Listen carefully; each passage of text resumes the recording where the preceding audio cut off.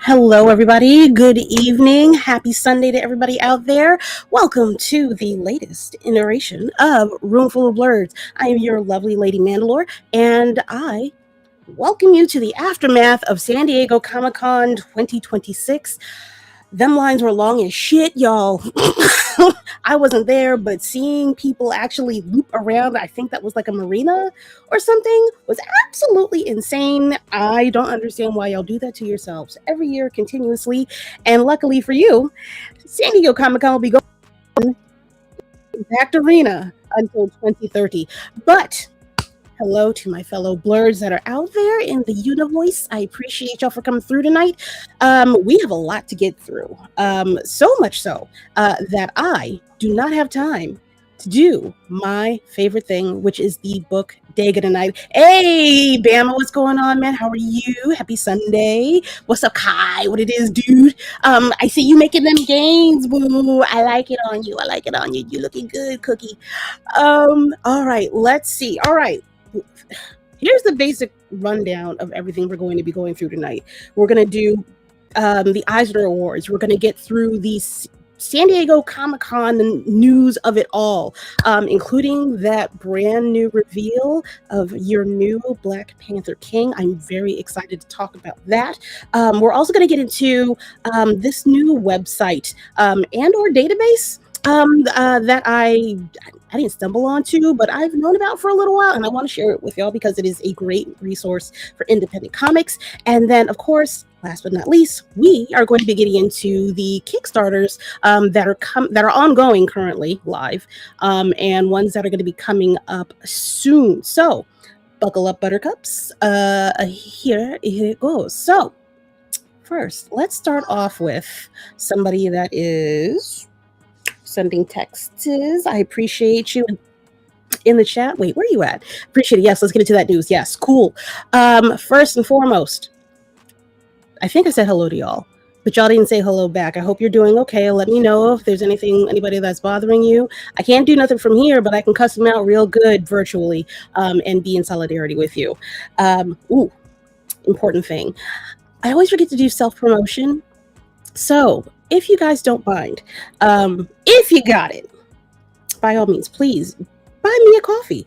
You can go to www.buymeacoffee.com/RFOB. There you can make donations. It don't go to me getting my hair done, as you can plainly see.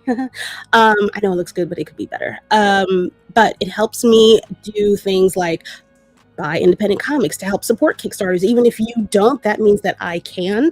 It also lets me upgrade some of the equipment that's around here. Like I got a new light, I got a new audio system, yada, yada, yada, blah, blah, blah. Y'all don't need to hear about all that. But every bit counts, and it is always appreciated. One more thing I want to show y'all. I did a thing. It involves y'all. If you don't mind participating with me, I'm a little, if you can't tell sometimes, self-conscious. And I do like feedback. I like reciprocal communication. So, let's see if I can show y'all this. I have created an audience feedback form. This is weird for me. So, if you guys would be so kind, I'm going to post this in, I don't know where I'm going to post it yet. If you want one, let me know. But basically, this is me just asking y'all, what the fuck do y'all like about this goddamn show? What do you want to change? Please let me know if there's anything that you think that I could do better or something that I can add to the show that would make y'all more interested and, chat a little bit more about it. I don't be asking y'all for much very often, but if you don't mind letting the girl know if you like it, if you love it, if you hate something, I'm open to criticism. I'll post this somewhere. I'll let y'all know by the end of the show. All right, enough about me. Let's get to the news. All right, we are going to start off with something in here. I hope it's still in here. Where are you, beloved? Share on screen. Nope. We are going to be talking about, sorry, I had to get myself together. Talk about the Eisners because they were definitely something. They were something. Everybody that I was rooting for did not win this year. I'm very sorry and very sad about that. Just a little bit sore about it, not gonna lie. Definitely was rooting for Miss Stephanie Williams. The girl had 3 books out this year, back to back, that were her own individual babies. We had Temporal, we had oh Lord, Roots of Madness, and we had Street Sharks. She was up for Best Writer, but unfortunately she did not go home, and she actually had 2 nominations. So still a little bit tight about that. What are y'all saying in the chat? I think, yeah, she's a winner in my book forever and ever. You know what? The way that we show her that she's won is spending our coins. But there was one person, of course, that won out of the DC camp that I was very surprised. It's actually making me reconsider picking up that book. I don't dislike her, but Zatanna by Jamal Campbell, he won. I believe it was for best. If it was for best writer and best editor, please forgive me. Oh, hi Will, if you're in the chat, I will send you a link somehow. Add a guest. All right, copy link. I will send that over to you now. I love my people. I do. I love them forever and ever. But yes, Jamal Campbell, he won. And I'm still trying to find the bleeding website, Will. Good Lord. Will, where are you? Mayhem Media. All right, the link is incoming if you are in the chat. It's coming in without a subject. So there is that. Okay. All right, we'll fix that. Can't wait to see you. Oh, yeah. And yes, but congrats to all the nominees and winners this year. Listen, look, as upset as I am that the folks that I was rooting for didn't necessarily win, that does not mean that none of the people that were nominated deserved the award at all. Because clearly, I can't read everything. The people that are able to read everything are the judges. And maybe someday, that might be me. But I have to write a comic or something first. Let's see. I think that was, that's what it was. I was trying to find the award that he won. Pardon me, y'all. Bear with me for just un momento, por favor. I think that was Zatanna. Pardon me. I'm pretty sure it was for writer. I want to say it was for writing. Best related webcomic, digital comic writer. Best writer / artist. So he did both for this, actually. Thank you, quid pro quo.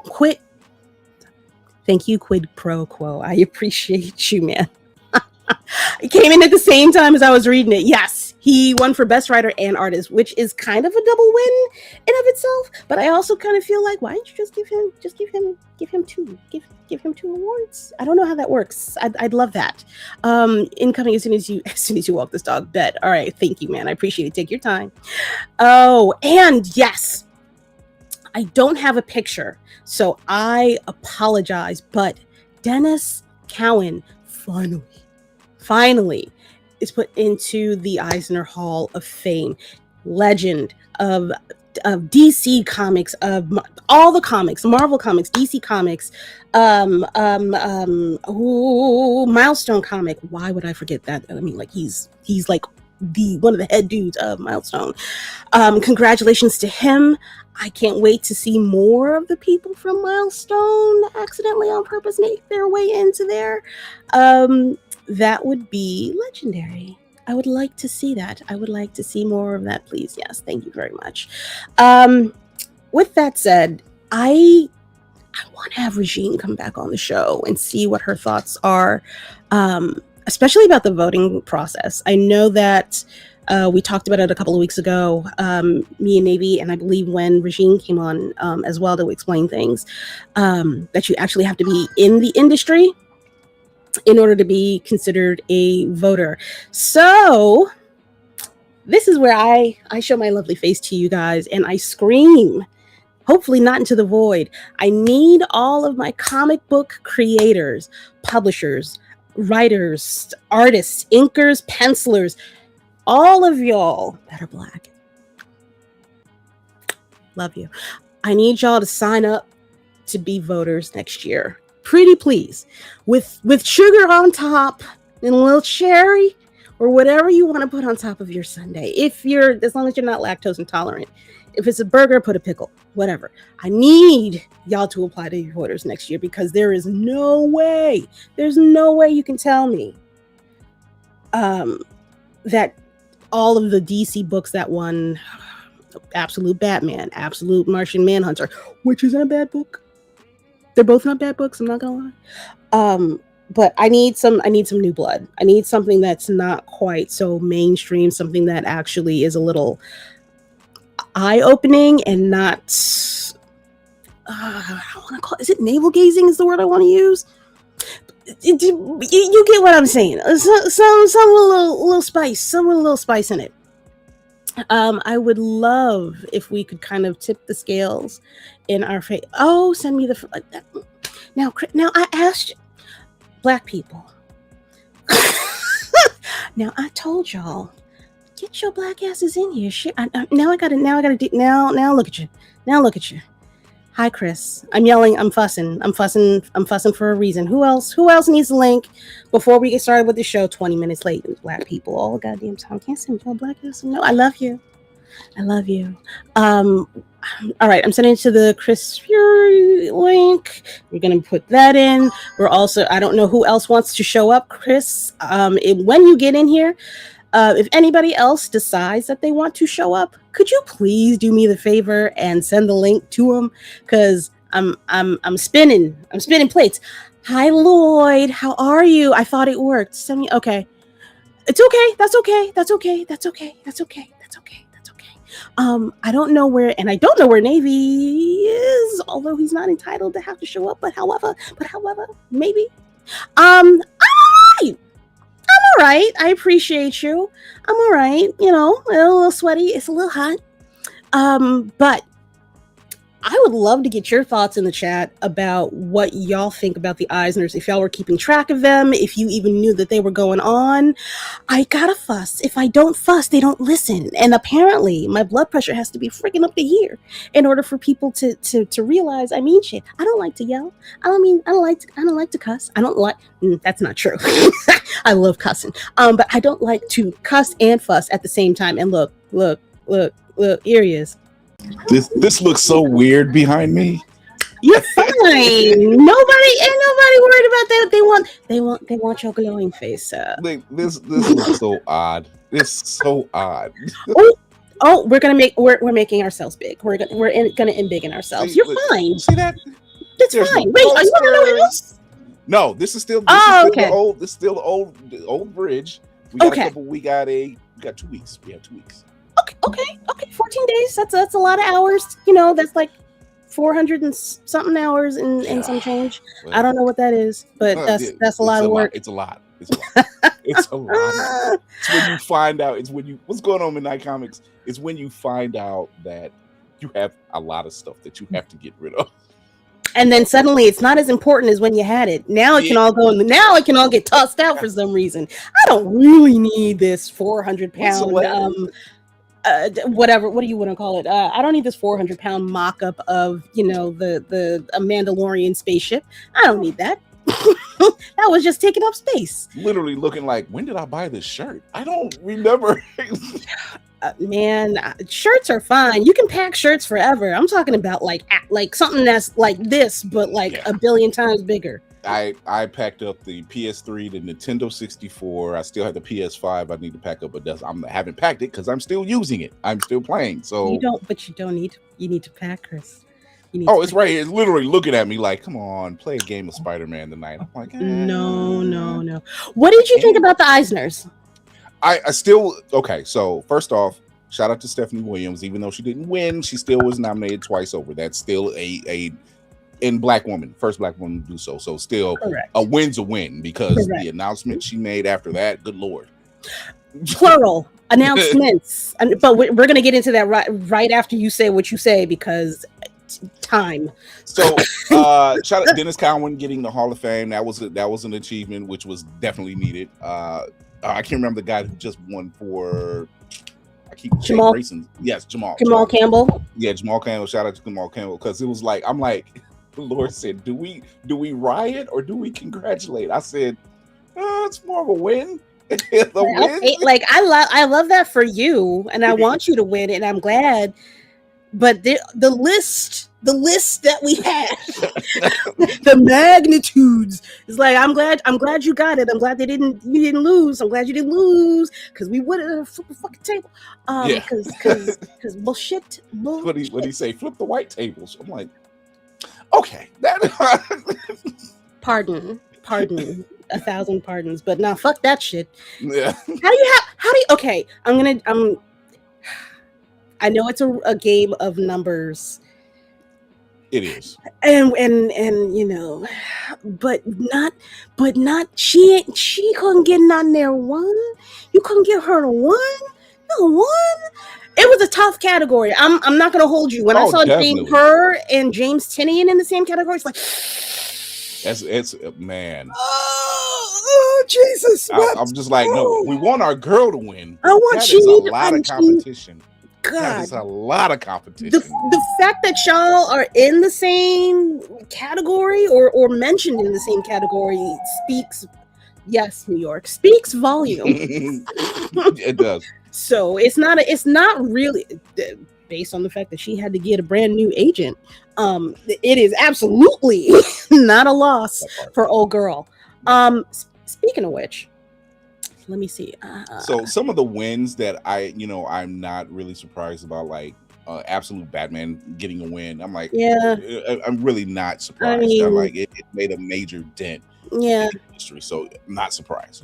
I think it was the other one was it Martian Manhunter? Martian Manhunter, yeah. Martian Manhunter. Yeah.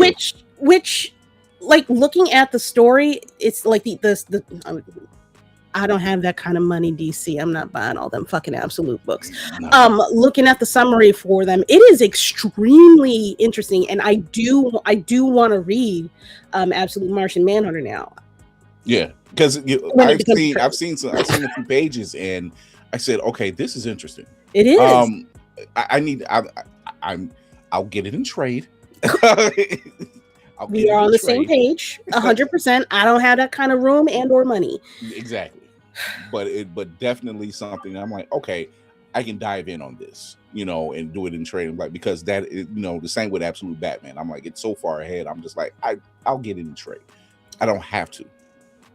Yes, it absolutely won for punching. It won for punching Nazis, which is hey, when you say it that way, you're just like, yes. In these dark times, yes, that is an absolute win. Yes, please punch Nazis. If you're going to win over anybody for anything, it should absolutely be punching Nazis. He was like, but it was about a little black girl, but it was punching Nazis. But it's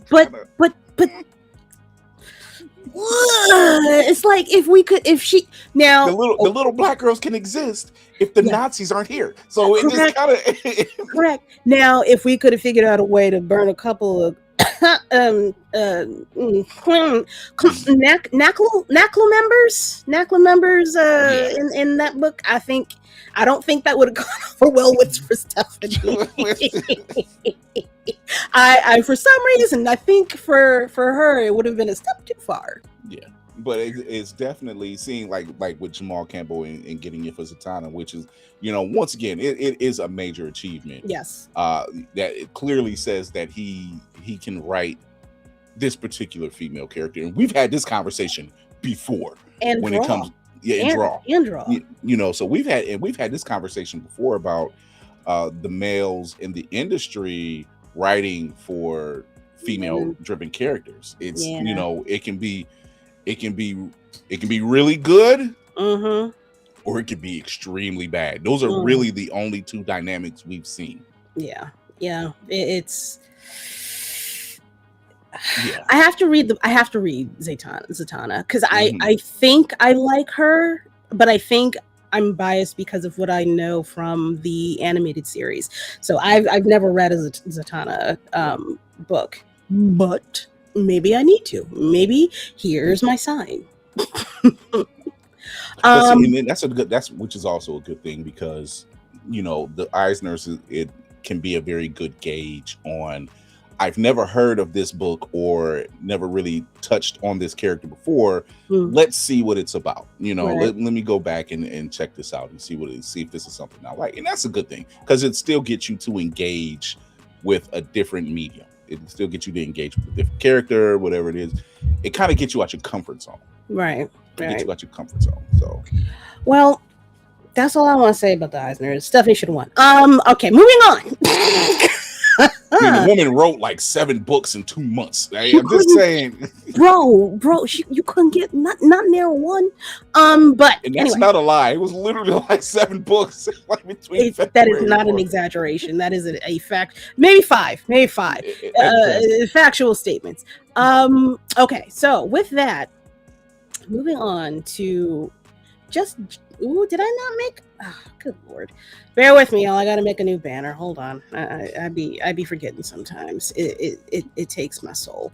As you see, it's a lot when you have to run the show and produce it at the same time. Yeah. Executive produce. Yeah. And then, all right, here we go. They don't tell you that part of the game. Nobody says you have to spin the plate and send off the sharks at the same time. Oh, right. Here's something on fire is coming at you. Flaming pies. That's what. Yay! All right, so more SDCC news. We have a shit ton of comic book news to get through. First, we are going to handle DC. Now, listen, look. Hold on, stay here, Chris. Look. I know what I've said. I know what I've said. I don't need nobody coming in here and saying, like, I thought you did on DC, Mervin. How come you're doing on I don't like them because of what I haven't been seeing. All right. Things have changed. There is hope on the horizon. Hope sparks eternal. So, come with me on a journey into a world filled with imagination. They didn't. They within 2 days they hit us over the head. I'm oh. And the first hit. Okay. Oh wait, I fucked up. Wait, surprise. The first hit came on. I think that was Friday. Yes. Came on Friday night, where we have footage of 2 announcements, and here it goes. It's real quick. The worst kept secret in comics for the last 4 months. I am doing Vixen with part.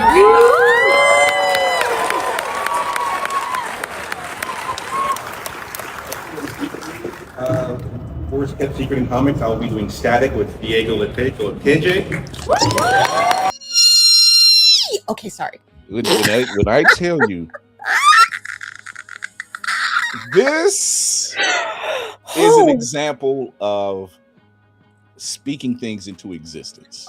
Every day, every single day. There's not a day where I didn't know that Stephanie wanted to write for Vixen. There was not a day that I didn't know that she wanted to write. Literally said it. What was it, last year at MomoCon? We have it, Blerd's Eye View. Go to check it out. We everywhere. Have it, where she says she wants to write Vixen. And yes. her standing in the comic book industry right now with everything, writing 4 different issues for Wonder Woman, doing Street Sharks, doing Temporal, doing Roots of Madness. She has managed it, doing the Milestone standalone issue, has shown that not only is she a damn good writer, but she's proficient as hell. Hit after hit after hit. Sorry, y'all. Hit after hit after hit after hit. Like she has not missed. No. Stephanie. And we're not just hyping her up because we're cool with her. We're hyping her up because I'm not. I ain't got time to lie to nobody. Who? I'm not reading bullshit. Y'all know us. My $4.99/$5.99, depending on what book it is very, very important to me. in New York City. It is extremely extremely fucking important to me. I'm that's $6. The single issue that she did for Star Trek about Lieutenant Uhura. That was another one. Oh, what was that? Of Destiny, Threads of Destiny. Threads of Destiny. Yes, she can. I don't even collect Wonder Woman, and I bought those 4 issues because she was writing those 4 issues. I said I need to know, and I was not disappointed. No, she has not. I'm not fighting. I'm not arguing with nobody. Argue with your mama. The command of the pen and paper and the what is it? Not dedication. But that too. Focus. Yes. The focus that she has to get to. I can't. Do you know how hard it is for me to write these fucking little blurbs on the bottom and to keep them in? You just saw. You just saw. It is an incredible piece of work. To be able to put out that many things. Now, granted, I know that she's talked about how, everything doesn't come out in linear fashion. Mm-hmm. One book will come out before the other. Something is like 4 months in waiting for something else because of XYZ. Da, da, da. But the fact that she still knows all of these stories. If she had a meeting with Marvel and then a meeting with IDW and then a meeting with DC all in the same day, yeah, she's gonna have to hit her notes.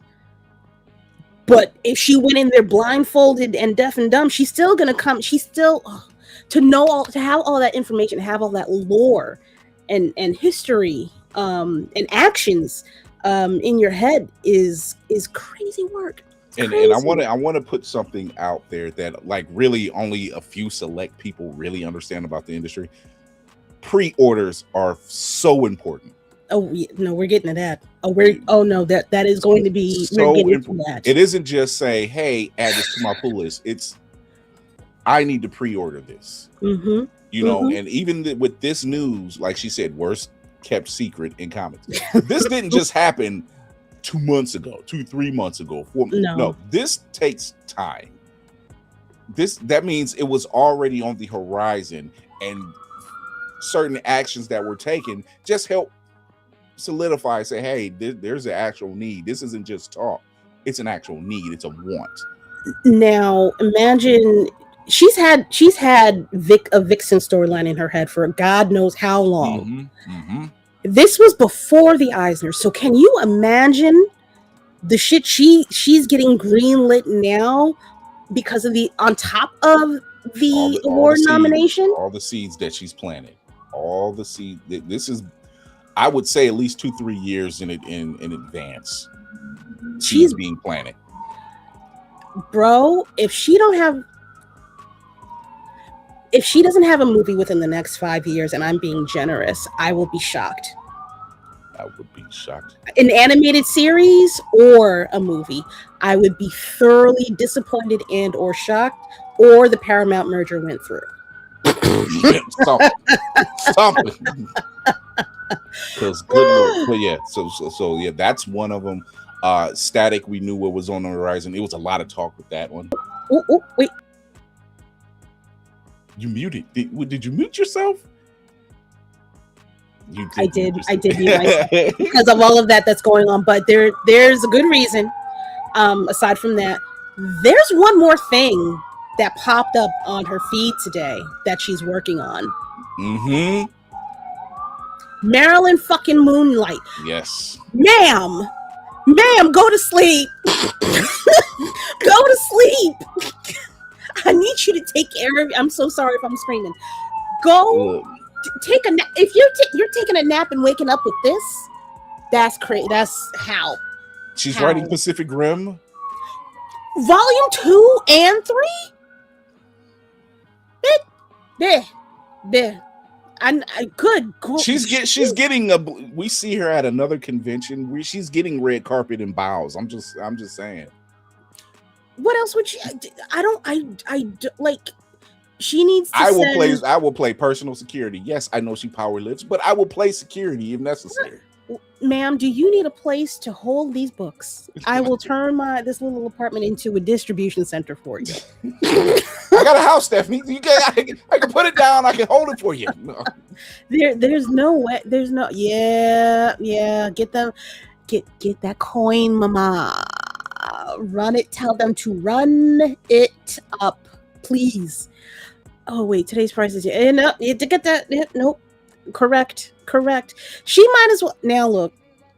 Oh, okay. I don't want to. I'm gonna get ahead of myself. I cannot wait to see what she's working on. And I'm so sorry. Full apologies. I forgot to mention the artist for Vixen is going to be Kari Randolph. I don't know what's going on with my tongue today. Kari Randolph. Epic. Mm-hmm. Epic. They're already talking about we're changing her costume. The fashion. Iconic. This is going to be fun. Because what she's already mentioned, like she has like a cosmic thing in mind, and like it's going to be something spectacular. I can only imagine. I can't wait. The cosplays are going to be glorious, ladies and gentlemen. Oh my God. And gentlemen, yeah. I mean, because she got to have a dude. There's got to. Ooh, I wonder who's going to be the dude. There's going to be a dude. Or maybe a lady. I don't mean to like box you in. You good. Okay, Stephanie, love you. You're gonna be in my feed all week. I already know that. We got to get to the next big news. Cody Ziegler doing both. Sorry, I apologize. These are only ongoings. Yeah. These are only ongoings that we're talking about this evening. Static and Vixen are getting their own ongoing. Vixen having her very first ongoing ever, and then Static making his debut. The demon is here. Oh shit! Bam! From the pits of Tartarus, rise, mayhem! Not that bad, guys. I'm so sorry. Really I'm so sorry. Hi, Will. How are you? I hope it wasn't too hot down there. I apologize. I love his you. I'm so sorry. No, it's all good. I just got in at the tail end of throwing all the flowers at Stephanie because she refuses to sleep and release the hold on our wallets. That's all. Please. Which is this is one of the few times I don't mind. Like, you know what? Here's the wallet. I'm good for it. You're good for it. We're fine. Just here. Not knock. I love you, dude. I do. Hey, Lloyd says, "What's up, Will?" Gang. Cody Ziegler. Go. No, I'm kidding. No, Cody Ziegler has written Miles Morales. He has written I'm blanking on other things at the moment. Why? I think he did an Absolute Green Lantern. Yes. What is it? Emmy nominated, Emmy winner as well? Yeah, She-Hulk Attorney at Law. He's written for Futurama, Rick and Morty. Yeah. Sorry. He's worked on Robot Chicken. He worked on Robot Chicken. Emmy Award winning Robot Chicken. Let's face it. Good Lord, I miss Robot Chicken. Yeah, truly, honestly. Just a little bit of a parody show. I wonder what kind of angle he's going to take, because it feels like this is a more serious Static. If we're continuing from where we left off with the one shot Dakota incident. The new history. DC. Yeah, I wasn't sure if it was from the Dakota incident or if it was a spillover from him joining the Teen Titans. I'm not sure just yet. I feel like it's a little bit of both. I will gamble. What'd you say, Will? I think it's all one. I think where they're picking up with him joining the Titans, it's still within that continuity of the Dakota incident. Yeah. And I, you know what? That works for me. I'm very curious. I'm very curious. I can't wait. Speaking of which, I believe Static is going to be officially coming on board the Teen Titans next week or sometime in August. That's when he makes his new debut. I think it's August 10th, if I remember correctly. I've got to look it up. Talk amongst yourselves while I do that, though. Hide your papers. There's Pope around.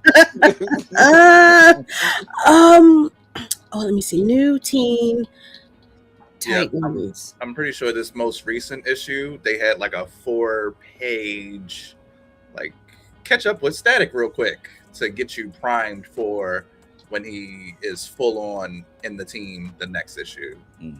I think so. It's good things on this. Really. And I say, you can't trick me. I'm not buying it. No. You cannot trick me. No, sir. Gotta find that clip. We gotta use that clip. That is going not with my slow ass typing. Kai, come on, hold on, baby. Calm down. Wait a minute. Hold on, I got you, boo. So latest and greatest news, Vixen and Static, absolutely here for. You have my money, you have my coin, you have my dedication. I do not think I will be let down at all. I need the people behind the scenes that like to touch shit to leave these two people alone. Just let them ride. Just mind your business. Just mind your business. Just look away and make the money. Just let them do what they want to do. I don't care if it's a 40-page book for issue 2. Just let them. I will buy it. You will have my coin. Next up, we have Mr. I call him Moennial because that's his name on Instagram. And I just lost my mind about it. Oh my God. Morgan Hampton, right? Thank you. Fucking shit. Hampton. I'm old. I swear to God, I'm older than I look. I swear to God, there's a reason. It's not disrespect. It's not because my head's not in the game. There's a lot of like peanuts and shit rattling around up here sometimes. I be old. But yes, Morgan Hampton previously has written for the books, the one that he's holding in his hand called Cyborg. But now, last brand new ongoing series for a Black comic character in DC. We are getting a steel book. This is gonna be fun. Like they're making me change up my pool list that I just changed up in February. I just got off the absolute tip. I don't know what I'm supposed to do. I just quit. I canceled Batman, and it was the only DC book I had, and now I'm like. 2027. Add these 3 on and take these 2 over at Marvel office. I'm not.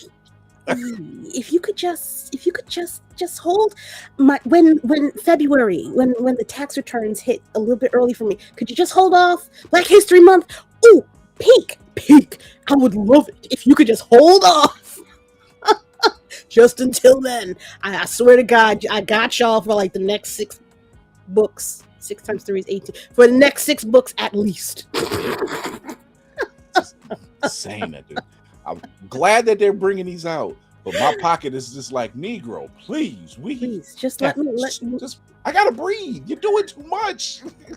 Well, you gotta have you, because you'll be knowing stuff and just be quiet in the background sometimes. Yeah, don't make a face like you don't. You be knowing shit. Have you seen or heard anything about the Steel book or any of these books? Sometimes you be knowing stuff. I gotta check. I gotta pat you down sometimes. This was all fresh and new news to me. I'm excited about all 3. I wish there was more just jubilation straight across the response online, but it is what it is. And you know what? We're gonna, maybe, I'm sure not here, probably over at Blerd's Eye in September or something. But we got to talk to you bastards. You're weirdos out there. I could go on a rant. I'm not going to do that. I don't. I'm not going to do that right now. Not with these three. No, not with these three.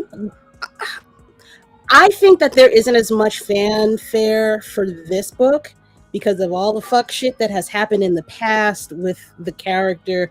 Shout out to Shaquille O'Neal.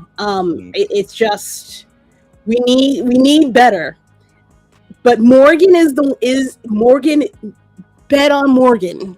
I bet on Morgan for serious. I need positive fans who are fans of the lore, the comic, the medium. I don't need this negative bullshit that y'all keep barking at every time I flip on my phone. What is wrong with you people? Will, just say what you're gonna say. It's okay. I can't lose no more views than I already lost. Go ahead and say. I was reacting what Fury was saying. You look like you had something spicy to say, and I don't have nothing spicy. I'm chilling. Okay. Something wrong with you people. No spicy. Antacid over here. I'm seeing it. I see y'all. It's like that Cat Williams. It's like that Cat Williams thing when he was like, "Don't you know I can see you?" I don't look. See, my algorithm is different from y'all. I've run into a lot of people talking about how much negative discourse there is. I need y'all to hit the not interested button. I need y'all to take those extra couple of steps and hit the not interested button. I know it's hard because it's all is flying at your face like something inappropriate that I'm thinking right now. But I need y'all to do just a couple extra steps to just say, I don't like this. I don't want to see these things anymore. Also, the report button, even though it's just a mention, it's a suggestion box. It sometimes it helps. Sometimes it does help. It depends on who they want to report some days. And sometimes, as Dave Chappelle said, shut the fuck up. I'm just saying. Most of the time, just shut the fuck up. If you just shut the fuck up, shit'll happen. Sometimes when you shut the fuck up, it happens. Anyway, people are happy. Are you happy? Yes, it's okay to be, and just be. Even if it's a mid type of thing for you. Mid is okay. I can't tell you how many times I midly make the rent. It's still a win. It's still a win. It's the ones that say I don't like, and I'm like, read the room. No. Read the room. Read the room. You don't know what you don't like. You haven't tried it yet. Shut up. Some people don't like socialism. You never had it. Shut the fuck up.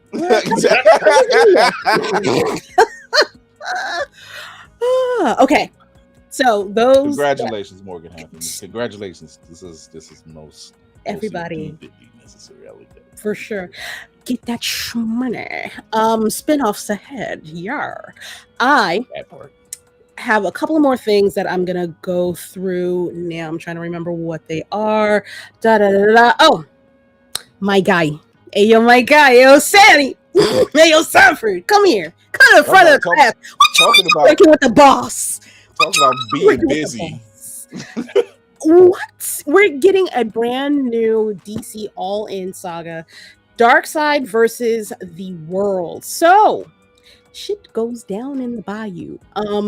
Apparently, I think the story is going to be based off of, what is it? DarkSeid is, let me look it up. I'm sorry, y'all. Again, brain hurty sometimes. But yes, it involves DarkSeid. It involves Superman. Things go awry, apparently, as usual for the Justice League types. And let me see if I can find him. First of his kind DarkSeid project coming in October. Okay. DC Comics has officially announced a new DarkSeid-centric project coming this fall that promises to present the legendary villain as fans have never seen him before. The series marks a monumental addition to the character's 56-year legacy and will serve as a major chapter in the publisher's ongoing initiative. Thanks to DC's October solicitations, fans have now gotten their first look into the Snyder, Williamson, Green, and Putri's upcoming DC All-In saga, DarkSeid versus the World #1, set for release on October 28th, 2026. It is a 48-page oversized issue that promises to tell an unforgettable story of DarkSeid's past, present, and future. Hooray! That's a hell of a lineup. That's a lot they have for this book. That's a hell of a lineup. Sanford is so sweet. I love him. I'm gonna buy it just because it's Sanford. Scott Snyder's fine. He's fine. You know what I mean? Like he's the head guy in charge. It's fine. But me and Sanford's my guy. I like him some. I mean, you know how Sanford Green is that dude. He's wearing an MF Doomsday t-shirt, and I'm just in front of the DC dude. He don't give a shit. Is this Scott Snyder in the picture? Yes. Oh, okay. I've never seen him before. No, me neither. Scott Snyder kind of looks like what if Topher Grace and Matt Damon got smushed together. He does look like Topher Grace and Matt Damon. Ladies and gentlemen, brought to you by the master of my internal thoughts, Will Be Watching. It's like, and a little bit of the guy from what's the movie with the brothers with the Supernatural. A little bit of Supernatural. A little bit of Castiel. Yeah. He looks a little bit like Misha Collins. That's what he looks. Yeah. But nice people. I root for you. And then next up, it's not an ongoing, but it is an introduction to a character that is beloved by us, the cousins everywhere. Ladies and gentlemen, coming up in Absolute Flash issue number 20, we have our very first iteration of Absolute Cyborg. It's being written by Jeff Lemire. The art's going to be by Nick Robles. We will see Vic as the first of the Teen Titans to appear in the universe. It will be coming October 21st, 2026. I like this. Nasty. I like this. Nasty. I like this. I like it because I want to see what happens next. Yes. Because is the arm the mother box and it's like slowly working its way into the rest of him, or is it just the arm and it's independent? There's so many questions. There's so many knowing when you know Victor Stone's whole origin and background and how some of it can be retconned a little bit, but knowing which we know. And then we see this, like, wait a minute. And the Absolute universe is already bananas now as it is. I love to see what the flip with this one is, with this version of Victor Stone. And I like, go ahead, Will. I'm sorry. No, I'm just curious. Is the arm doing his hair? Because you're not sitting down in no black lady's chair with that. With that work. Can we just be happy it's not a Killmonger? That there's a little, it's also like it's like a braided bob, which I'm not entirely sure if I'm enjoying the haircut for him. It's giving a little, what is it, Beyonce with braids type of situation, which she had the bob cut going on. I like that he has butters on. He does have butters on. He does got some butters. Let me see. Oh, he got the butters on, and he got the butters. Are those butters? Wait. Now wait a minute. That arm, that shoulder piece, that's the front. That's the facing piece of the shoulder piece. Yeah. Because it almost is giving helmet at the same time, and I'm like, oh, this is nasty, regardless. But yeah, that's wild. That is crazy. I like.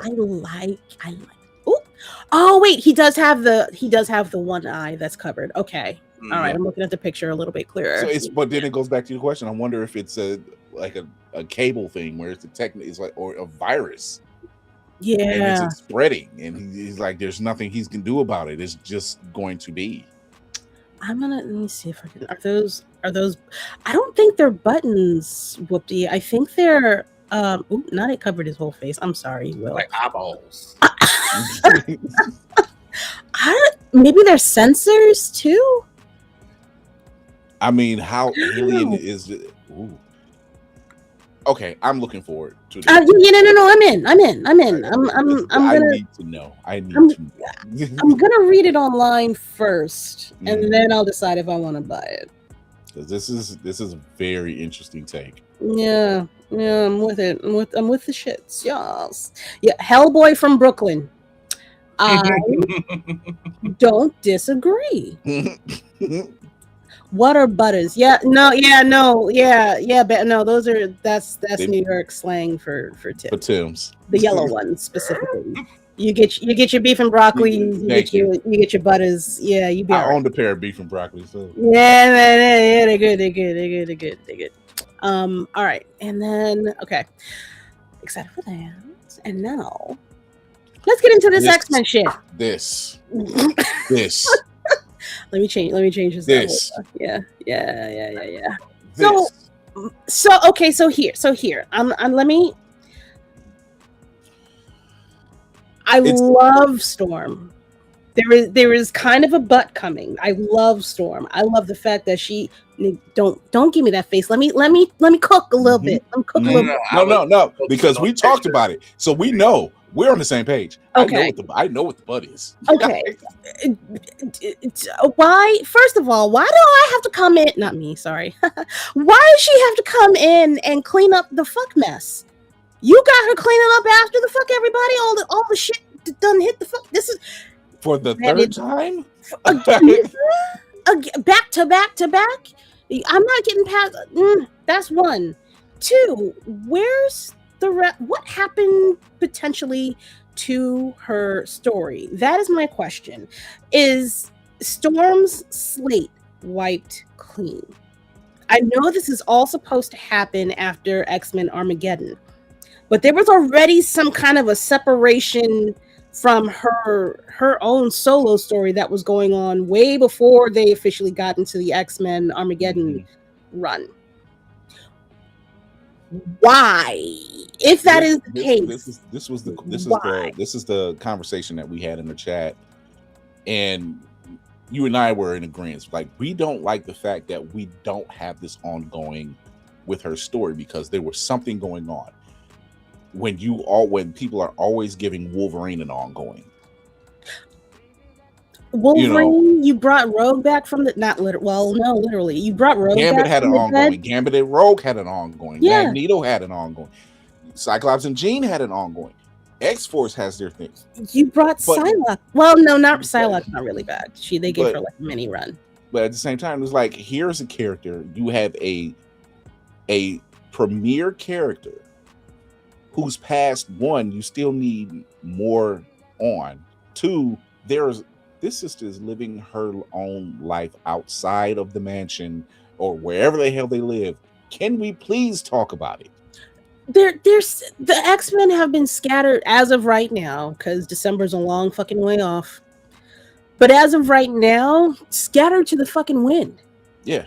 Everybody is the original team, or all of the teams are all over the place. So what is she the actual head of? Mm-hmm. It's almost like I don't want to say it's a ragtag team.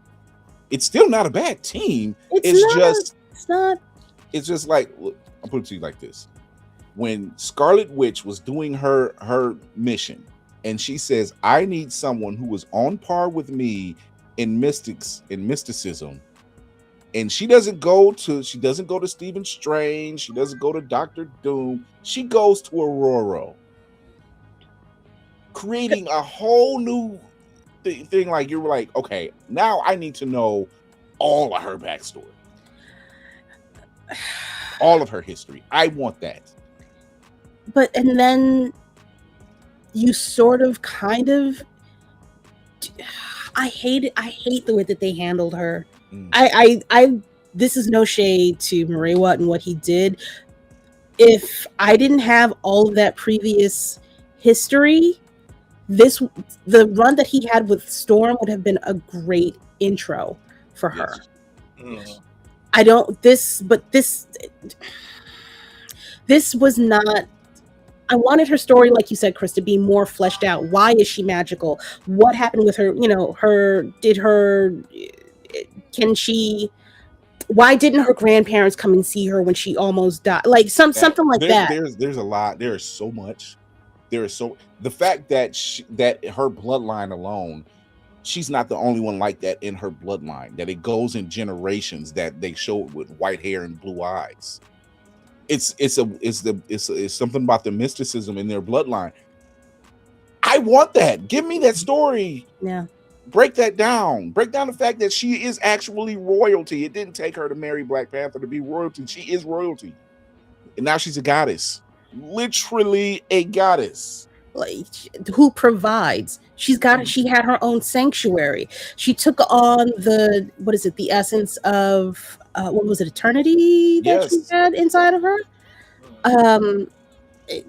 That's like they see her poetic coming in of and they itself. know this woman, this goddess enters the scene amongst a room of gods and entities that are beyond the scope of envisioning things, and they know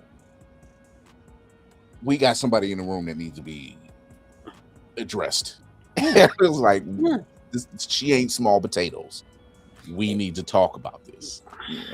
I've been mad at them ever since Krakoa, ever since they wiped out Krakoa and Araco. Well, not wiped it out, but whatever. Left it. She was the regent of soul. She did. There's. And that was not a play on words. They literally the regent of soul. Like, she's had titles bestowed upon her. I like the fact that she is this woman, this entity. She's an entity. She's a force of nature, really. That she can be unsure of herself, but at the same time, when she's in the presence of others, they're just like, yo, hey,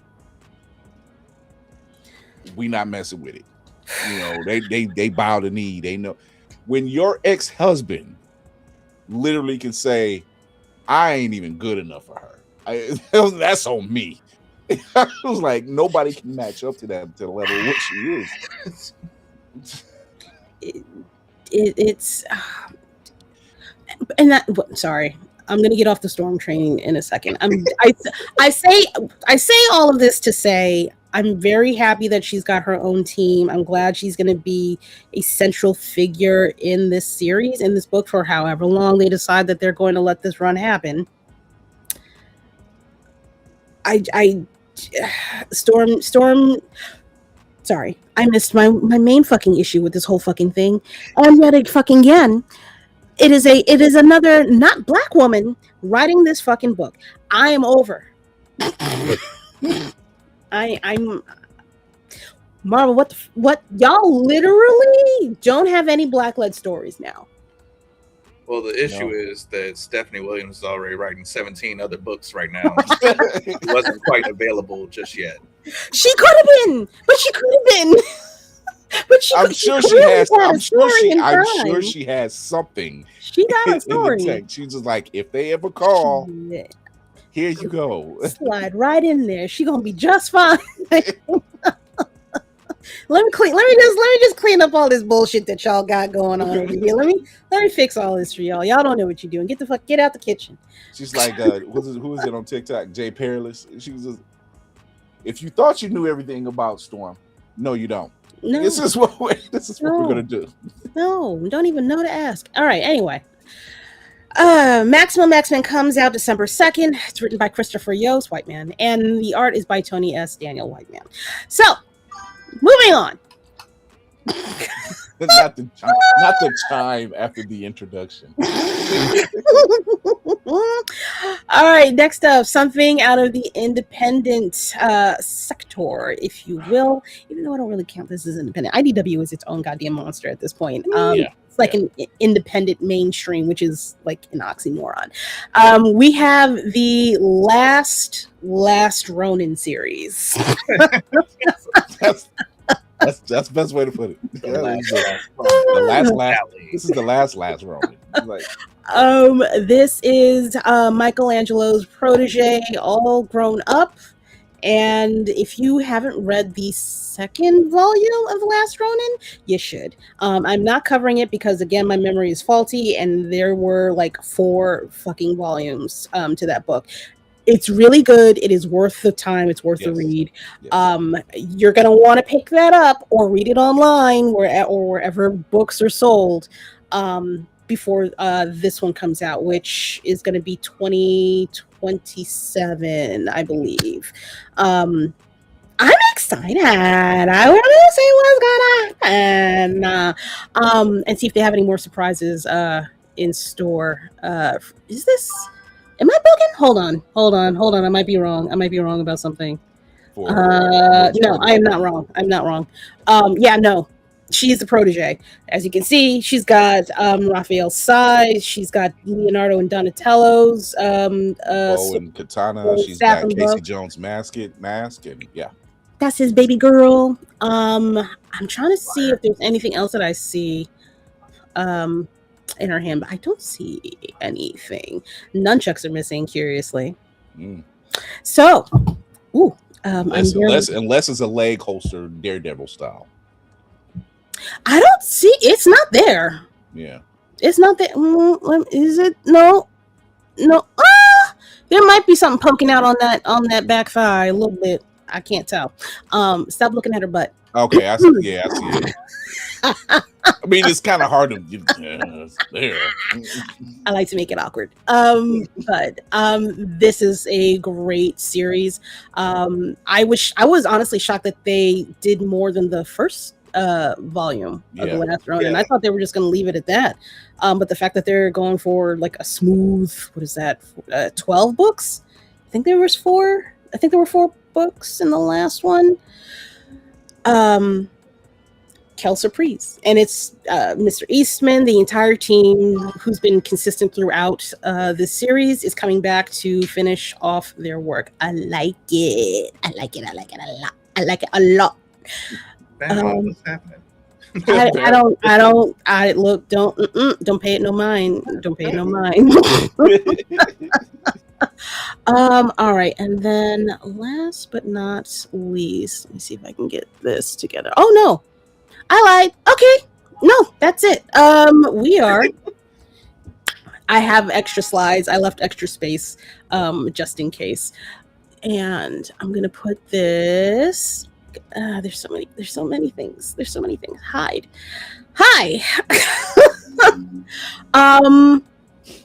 What do you think about the comics that got released? I can't with you. That got announced for this year so far. The news on the comic front for New York Comic Con was a little. I gotten more. I'm gonna be honest with you. I've gotten more news about comic releases than I got. Put it like this: I've gotten just as much news about comic releases than I did about like movie or television shows. Yeah, and I think it's the ones that mattered to me. Like even Nathan Fillion, who was there for the Green Lantern panel, but also has a comic out himself. So yeah, I'm like that. Since when? Yeah, he has a comic out. Like Shabuzi. Gotta pick up that comic out. Yeah, and I'm just like, wait a minute. Okay. Why does Shabuzi have a comic out? I'm sorry. Wait, no, comics are for everybody. Wait, I'm sorry. That threw me. No, that really threw me. I just know it was. I'm like, but how did we get here? You was on stage with Beyonce like not even 2 years ago. How we here? Boozy. It's just got a story. But I didn't hear nothing what it was about. Right? I know I y'all see had it him in the signing chat. it, and nobody said anything about what's the book about. We gotta ask Juju. He'll tell us. He'll tell us in a couple of weeks when he reads it. Yeah. But Will. Yeah, Will. Yeah. You jerk. It's a gritty 3-part spaghetti western revenge saga. I mean, he's from the Texas. It expands on the narrative of the universe of his own studio album. So, you gotta get the Shibuzi album to get like some more backstory, and then you're primed for the comic. He's pulling an Outcast. Outcast did that. And I'm still mad they did it. AT Aliens. They had that internal. If you had the CD, they had that internal comic. And I'm mad we didn't get more of that. Is this one of those things? I don't know. Nobody will tell me. Nobody will tell me. I don't know. I don't even know who this is for. The Shibuzi fans. Shibuzi Okay, folks. quick. Everybody in the chat. I will give you. Where is it? I will give you my something comic book related up here. I don't know if y'all can see it. I'm gonna show y'all my wall of Funkos. I will give y'all something from up here. If you can name one Shibuzi song that doesn't have Beyonce on it, go. The bar song joint. No, is that the name of it? I think it's called a bar song. No, that don't count. From this year. From this year. I got nothing. No. Honestly, that's the name of the song. Tipsy. Nope. Y'all can't use ChatGPT. Nope. Don't you do it. Don't do it. Don't you do that. I'm looking at the breakdown of this book and this and not the plot, and I'm just like, but I've seen this plot before. I'm not knocking it because I haven't seen it, or haven't read it, but the plot is giving me what is the one with, it was Gene Hackman and not Charlize Theron, but Sharon Stone. It was a Western. Because Leonardo DiCaprio was in it, Russell Crowe was in it, the Dead in something. The Quick and the Dead? The Quick and the Dead, yes. Because it's the same thing. Sharon Stone's character's father used to be a preacher, turned sheriff. Gene Hackman and his gang killed them, and she inadvertently kills the father. God. Great film. It's a great film. But just reading the synopsis of that comic that Shibuzi has, it's giving me that type of vibe. So. I don't. Moving on. Okay, so there's also something that's wait, real quick. I'm sorry, because I was pretty confident that the song was called a bar song, and everyone was like, "No, it's Tipsy." So I googled it, and I was just like, "What's that one Shibuzi song?" And AI Overview was like, "That song is a bar song." Tipsy. Like, not you understanding the shade.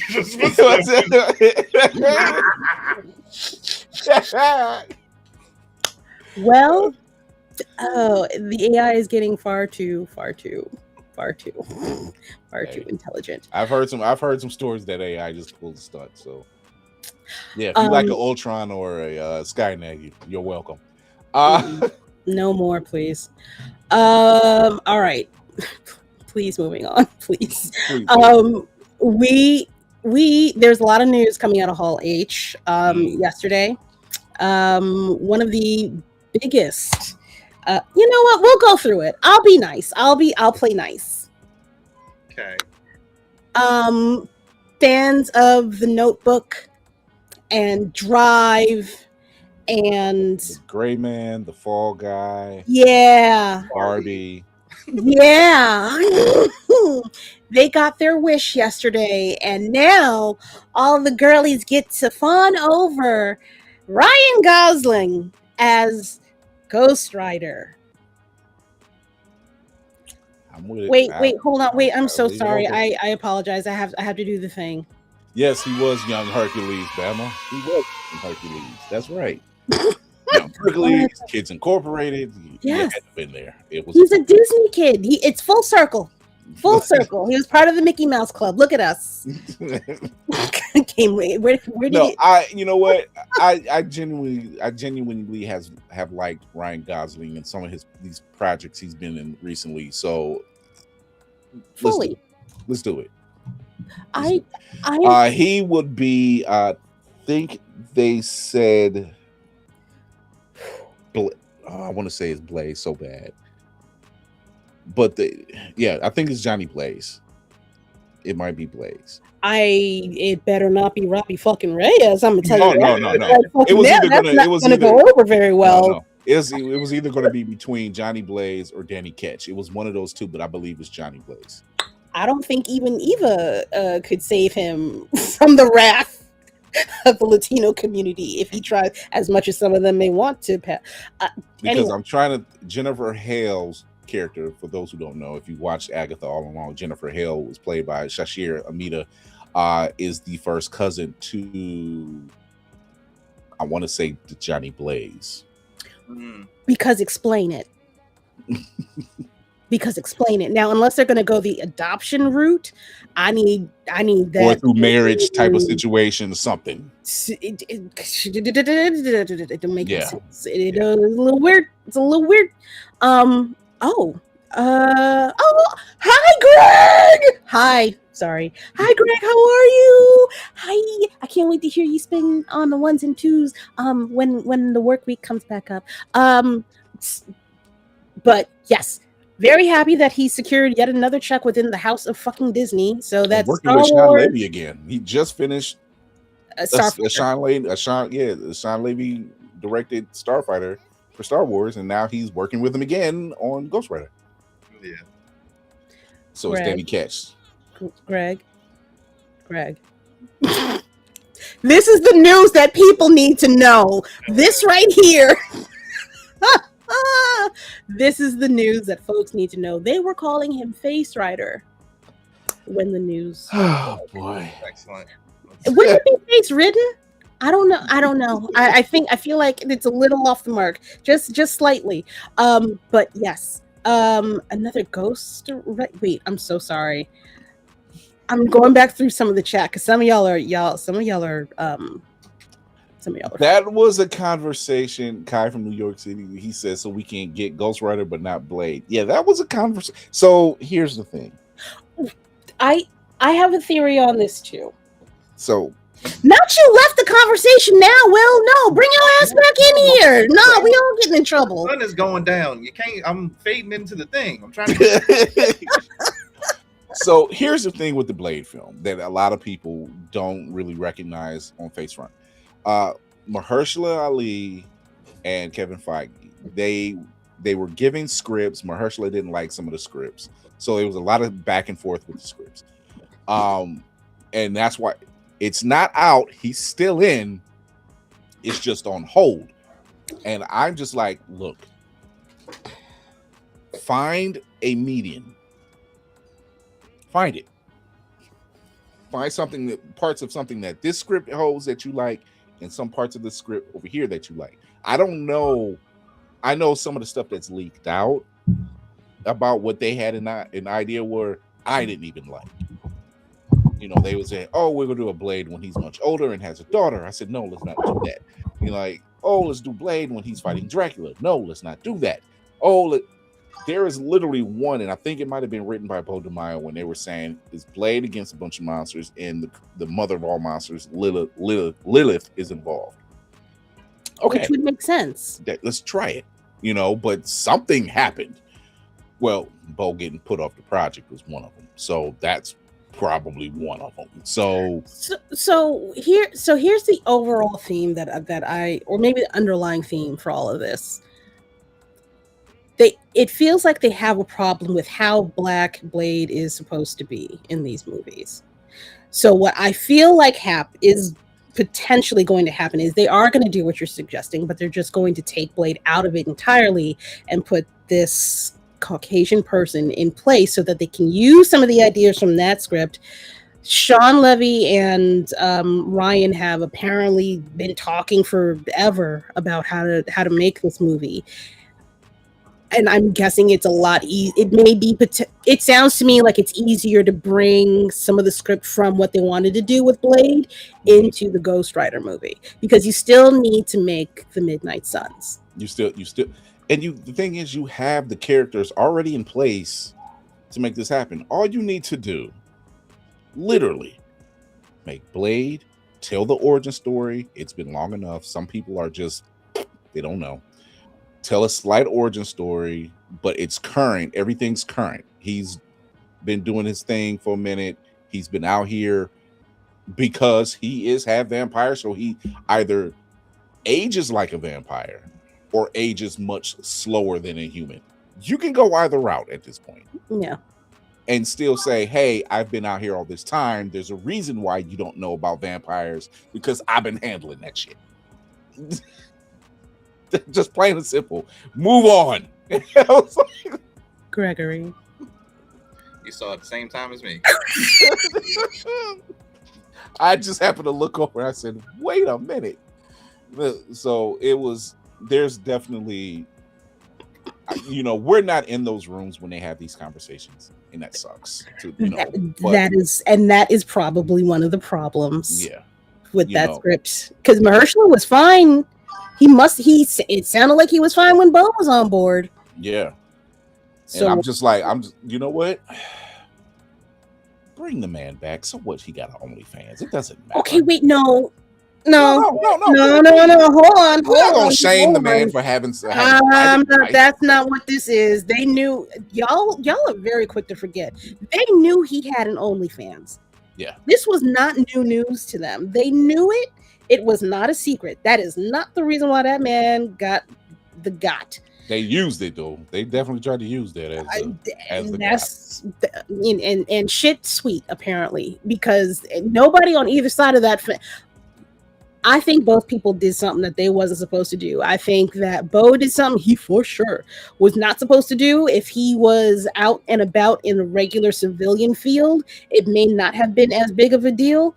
But because it's Disney, it got blown up. But I also think, Disney, you didn't do something when Bo did the thing, and that would probably make you look real fucking bad. I have a feeling that might be it, because neither side has talked. It has been years. Well, no, we're going into year 2 now. It's been a couple years. It's been a couple. Yeah, and nobody knows nothing. The fuck? It's been a couple. And let's face it, Disney, you are a corporation. You are no different than any other big house production that do some fuck shit, because y'all have rehired some people. We just saying, y'all quick to jump the gun on the wrong end and ain't got all the facts. And then when you get all the facts, you're like, oh, we got to go a different direction. I don't know about that. I don't know. He was. He was on a list. He was, William. He was, William. Good Lord. Yeah. Wait, let me click.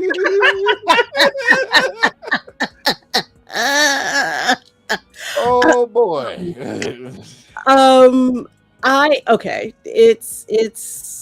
It really isn't. It's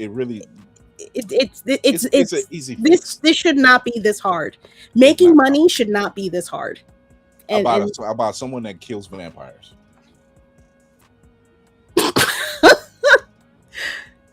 A black man that is literally. I literally just bullets in sunlight. I literally gave you a giveaway line. He's in a room with Doctor Strange, Man-Thing, and Werewolf by Night, and they all say, "How come we have never heard about vampires?" Because I've been handling it all this time. Yeah, there's a much easier solution. Well, like somebody else needs to get fired off of this project. I honestly, I've never heard of vampires. Me neither. They're like, yeah, thanks to me. What if it's You're welcome. Things where like they're learning the wrong lesson in real Yeah. time, and they're just like, the last thing that we had black led was that Captain America. That like we wanted that to go over bigger. What was the thing before that? Ooh, Secret Invasion. Which, I mind blame the you, writing. I blame mind the you, writing on that one. we didn't write that shit. That wasn't us. We say the words, but we didn't write the words. I need something, y'all. Fuck. I y'all guarantee you, fuck Sam that. said, "What the fuck? Like you want who to die?" Not me. I know you're not talking to me. Black don't never die. Okay. Moving on. So we also got some images of. So they did a Doctor Doom panel or like segment in this whole Marvel thing. What did we learn? Okay. Because it wasn't nothing new to me. Like I think the most that they did was they showed the 3 witches. They changed their outfits every day, so then they showed all 3 of them. And then you get the first full up close look at Doom's costume, which, if you look very closely, the 2 emblems that he has that holds his cape, one has a Norse hammer on it. The other one is the insignia for Captain Marvel, which would explain some things if you've seen the trailer. You also have some small insignias throughout the suit. That like on the chest piece and stuff. For RDJ? No, for the costume. Now the RDJ's costume, I haven't seen anybody post anything about what is being said on his jacket. I need to, so okay, I don't have a picture. Y'all are gonna have to go use Google or whatever the fuck it is, or YouTube. I have not seen anybody try to decipher what the fuck is going on along the lapels and the trim on his jacket. Pocket, yeah. And they also look like they're Wakandan too. Yeah, I think it's a mix. They look very similar to when they had that coffee shop pop up. And that's what I was trying to find. I was trying to find the goddamn coffee shop pop up to use some of the letters in order to figure out what was going on. Something. Yeah, I'm gonna do it tonight. I'm gonna figure that motherfucker out. So go to the Russo's IG page. I think they still have that up. They got that shit up. I'm a crackhead. Ladies and gentlemen, we have another special guest that has entered the chat, if you will, live. Holy Braxton. Sorry. No, wouldn't it be something if it was? Is it Ryan Reynolds in the Canadian tuxedo again? Ladies and gentlemen, are y'all done? We're done. Ladies and gentlemen, live from San Diego Comic-Con, we have our own Mr. Navy Montel. Hey! What's up, bro? What's going on, y'all? Y'all are a mess. I swear, it just does not get any crazier. What's going on, gang? How's everything going? I would have been on the show a little earlier, but they finally kicked us out of the exhibit hall and the convention center, so people are just milling around. But that would have been the question to me: is how are you out there? Yeah, man. Look at you, looking all dappled on and everything. Look at you. I figured if I'm going to go out on this, I might as well look somewhat of the part. So it's been phenomenal. I'm not going to lie. There were a few changes that were hard to get used to, and that's definitely something I'm going to discuss in my recap video. But let me tell you, it was an amazing, amazing time. Going as a professional and as press. Okay. Look at you. Yeah, so shout out to, well, you know what? I could have done this without Regine. So shout out to Regine Scheuer of Women in Comics International. She's the one that got me this. I put in work for that lady. I put in the work. You know what I'm saying? I put in that. But it's been incredible. Lots of interviews, reconnections. The energy was really high. It was just, I'm sad it's over. I'm not gonna lie. I have a feeling they're going to stretch this out to another day in the near future. You're talking about like from a Wednesday to a Sunday, or a Tuesday? Yeah, because from a Tuesday, because right now Tuesday is early registration pickup, So if you, no matter what badge or what day you have it, you can pick them all up on Tuesday instead of Wednesday. And Wednesday's preview night. So I'm figuring if they structure it differently, Monday will be Tuesday, Tuesday will become Wednesday, and the con will be 5 days instead of 4. Because there's so much to highlight out here. There is. And Navy has done, actually, he's done a great job, like keeping us updated. He really has, with all the panels that he's been attending. You know, very black centered, and I loved every moment of those. Yeah. So, because we out here, we outside. But what is your biggest takeaway from San Diego this weekend? Oh, my biggest, we in there. Let me explain something to y'all. Us black folk, we in here. There were so many Afrocentric panels this year, it wasn't even funny. I got to sit in on Hero Talk when they had the message board for writers. Hero Talks, they had their reunion. I got to check out the Dwayne McDuffie Award for Diversity, which was given. Shout out to Rodney Barnes. Congratulations to him for being the recipient for Crownsville. He got it for Crownsville. There is so much creativity out here just begging to be seen. And when you do sit down and have a chance to talk with them, the passion is just undeniable. Absolutely undeniable. And let me tell you, Pink Riot, them ladies put in work. They were on 3 panels. Oh wow. 3 panels. And they did the spotlight interview with Stephanie, and that was gorgeous. Y'all look out for that. That will be on the YouTubes, because I did, when I say I put in work, I put in work. But the biggest takeaway is the energy is high. A lot of new attendees, people who have never been in this space before, and to all you second marketers out here who want to bum rush the exhibit hall on Wednesday night to try to get your shit. I hope you enjoyed eating that concrete while we were tripping you the fuck up. Because let me tell you, they were running like they're getting their ass beat, and people were just tripping them like, I was here before you, and just boxes flying. It was hilarious. I saw a video for the people at Hall H. There was one guy that honestly he kind of skipped the whole line of people that had been clearly waiting for hours, like dozens of hours trying to get into Hall H. I don't understand how there isn't a riot at least once a day in these places. And the fact that the line, I feel like I saw the line, I was talking about it when we first started, it came out and around the marina that's out there. That's insane. That's insane. The structure of this, the structure had changed, because if you've ever watched coverage of San Diego before, there are activations everywhere, across the street, in the downtown, across the boardwalk, and behind the convention center. This year, activations have been reduced by about 80%. Oh, wow. Interesting. There was almost none. And the ones that were in the gas lamp across the street, or as they're going up into it, and a few on either side. There's one for Perry Jackson and the Olympians right here as soon as you come up. But on the other side, you don't see anything for maybe another 100, 200 feet after you get past the entrance to the exhibit, to the gas lamp. Back here, there was something from FX, but other than that, it's a ghost town going behind the convention center, which is really unusual. It's a sign of the economic times, perhaps.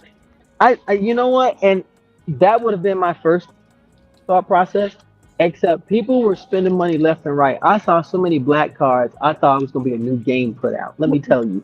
I saw so many American Express cards. People were, it was nuts.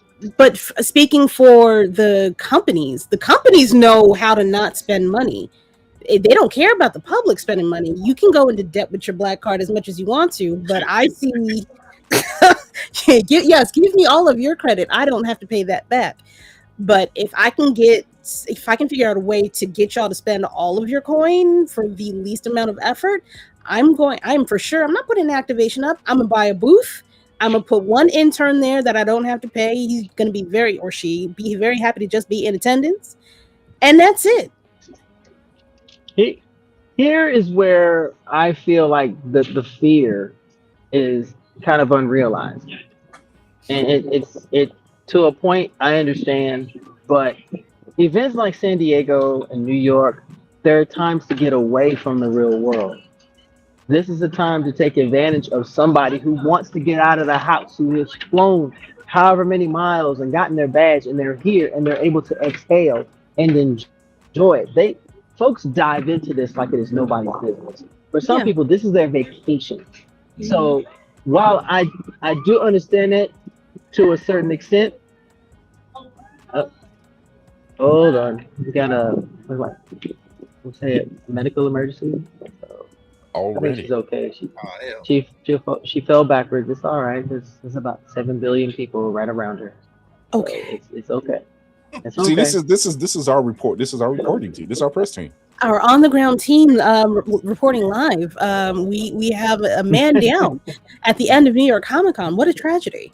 Good Lord. Wait, the fact that Navy is actually dressed as a reporter right now, a part of the Blerd Station press team, like he's like, hold on, we have someone down, we have medical emergency. Stay with us. We have an exclusive, ladies and gentlemen. We have an exclusive. At San Diego Comic Con, somebody went oopsie. No, but they're okay. That's another thing. The energy here, people tend to get the wrong idea about us coming to conventions and that we're just selfish and heartless. Oh no, that little incident right there, you had at least 10 people before emergency services even got to her, making sure she was okay. Yeah, that speaks to the humanity of it. Yeah, there's quiet as is kept. There is actually humanity everywhere. It's just that nobody wants to report on people being nice. That part. That's the sad part. Before you came in, Lord Jesus wept. If that's the ambulance is on its way.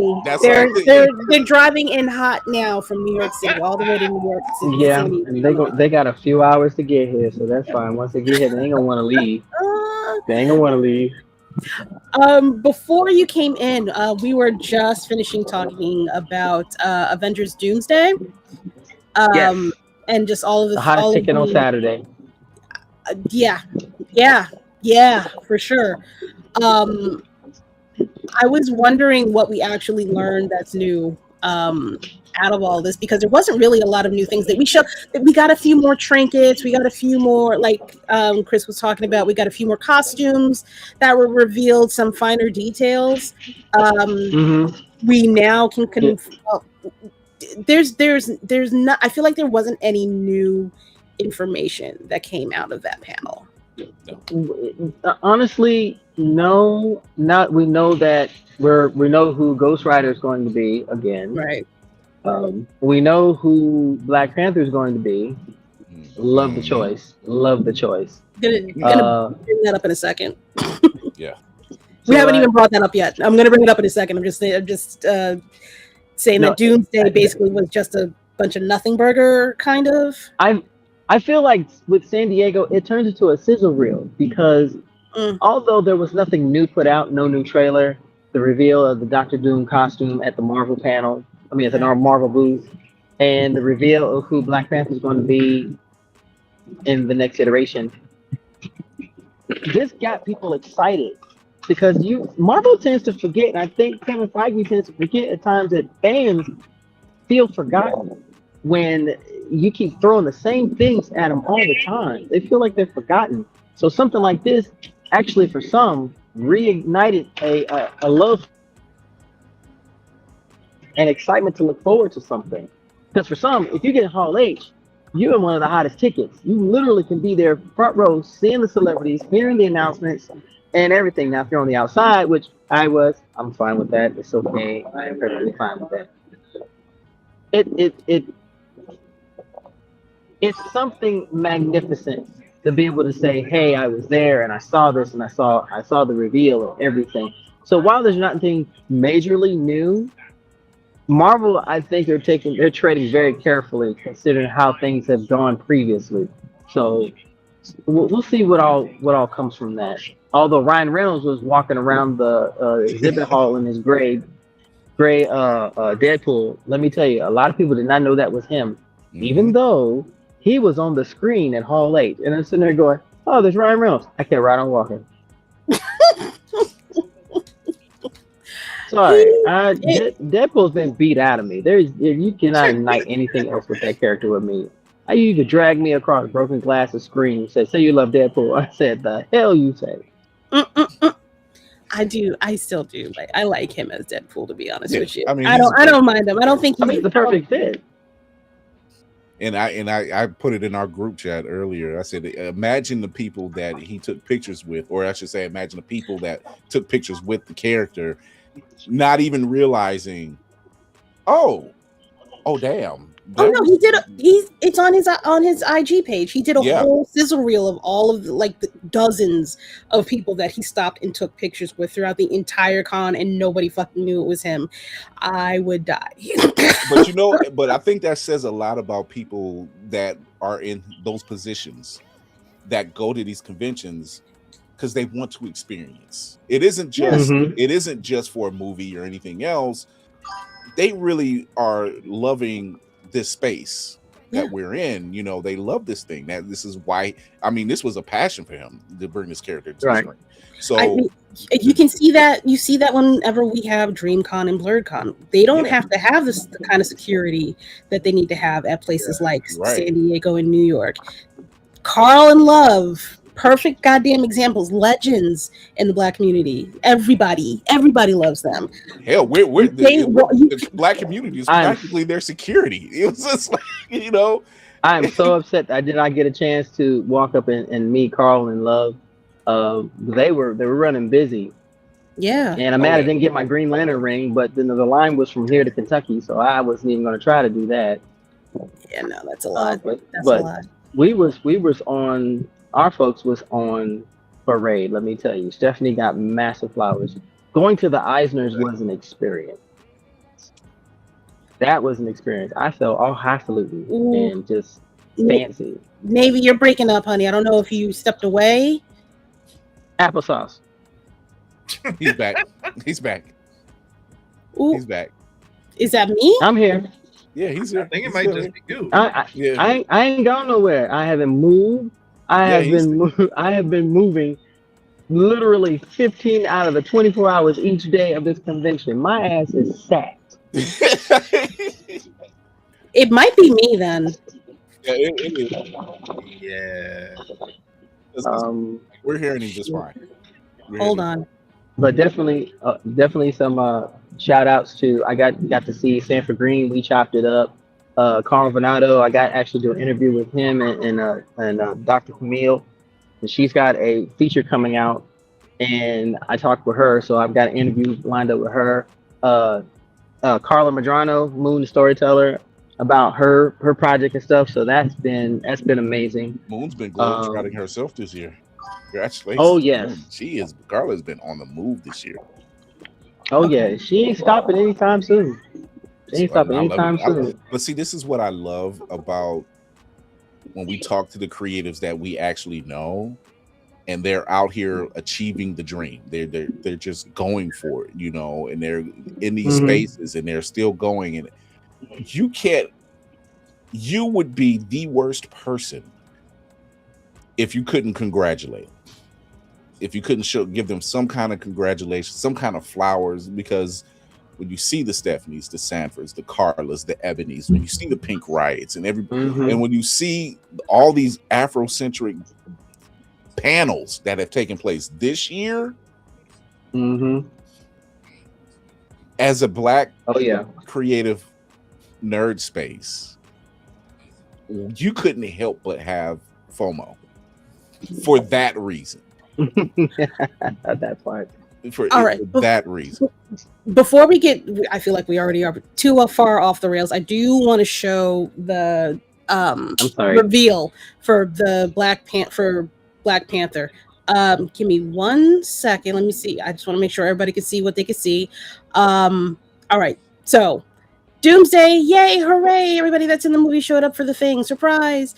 But we also got the reveal that Black Panther is going to be released. Black Panther 3 is going to be released in December 15th of 2028. That is 2 years from now. Ryan Coogler came up on the stage. Letitia Wright was up there, and Winston the King Duke. of Wakanda was also there. Yeah, Winston Duke was in the building. Mr. Winston Duke. He's lovely. But we also got one extra surprise, and I hope you guys can hear this. Please let me know if you can't. Ooh. I can't hear it. Hold on 1 second. Okay, and go. And go. One more thing. I want you guys to give a warm welcome to our new Black Panther, Mr. David Johnson.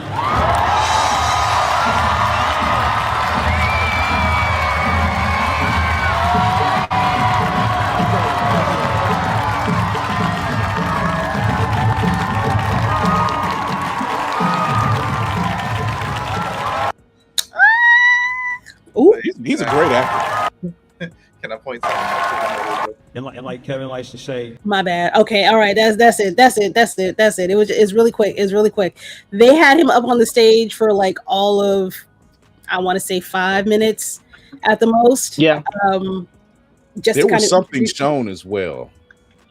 There was, and that is the only thing that I cannot find. But yeah, the clips are all over the place, and he was when I tell you the fact that he was so humbled by the applause and the love. Letitia couldn't contain it herself, and Winston was he was trying to be stoic, but yeah, he broke. What can I say? I mean, it does put fans of the character and of the mythos and the Black community it puts us back in place. You know, to the naysayers who said they should have recast in the last film, be logical, be reasonable. There was no way that was going to happen for that film. Not with the timetable they had, and that was just too much for any one actor to bear that type of responsibility. But to pick this young gentleman, who I've seen in several other projects, and I'm impressed with his work ethic. Yeah. And to most people, he's virtually unknown.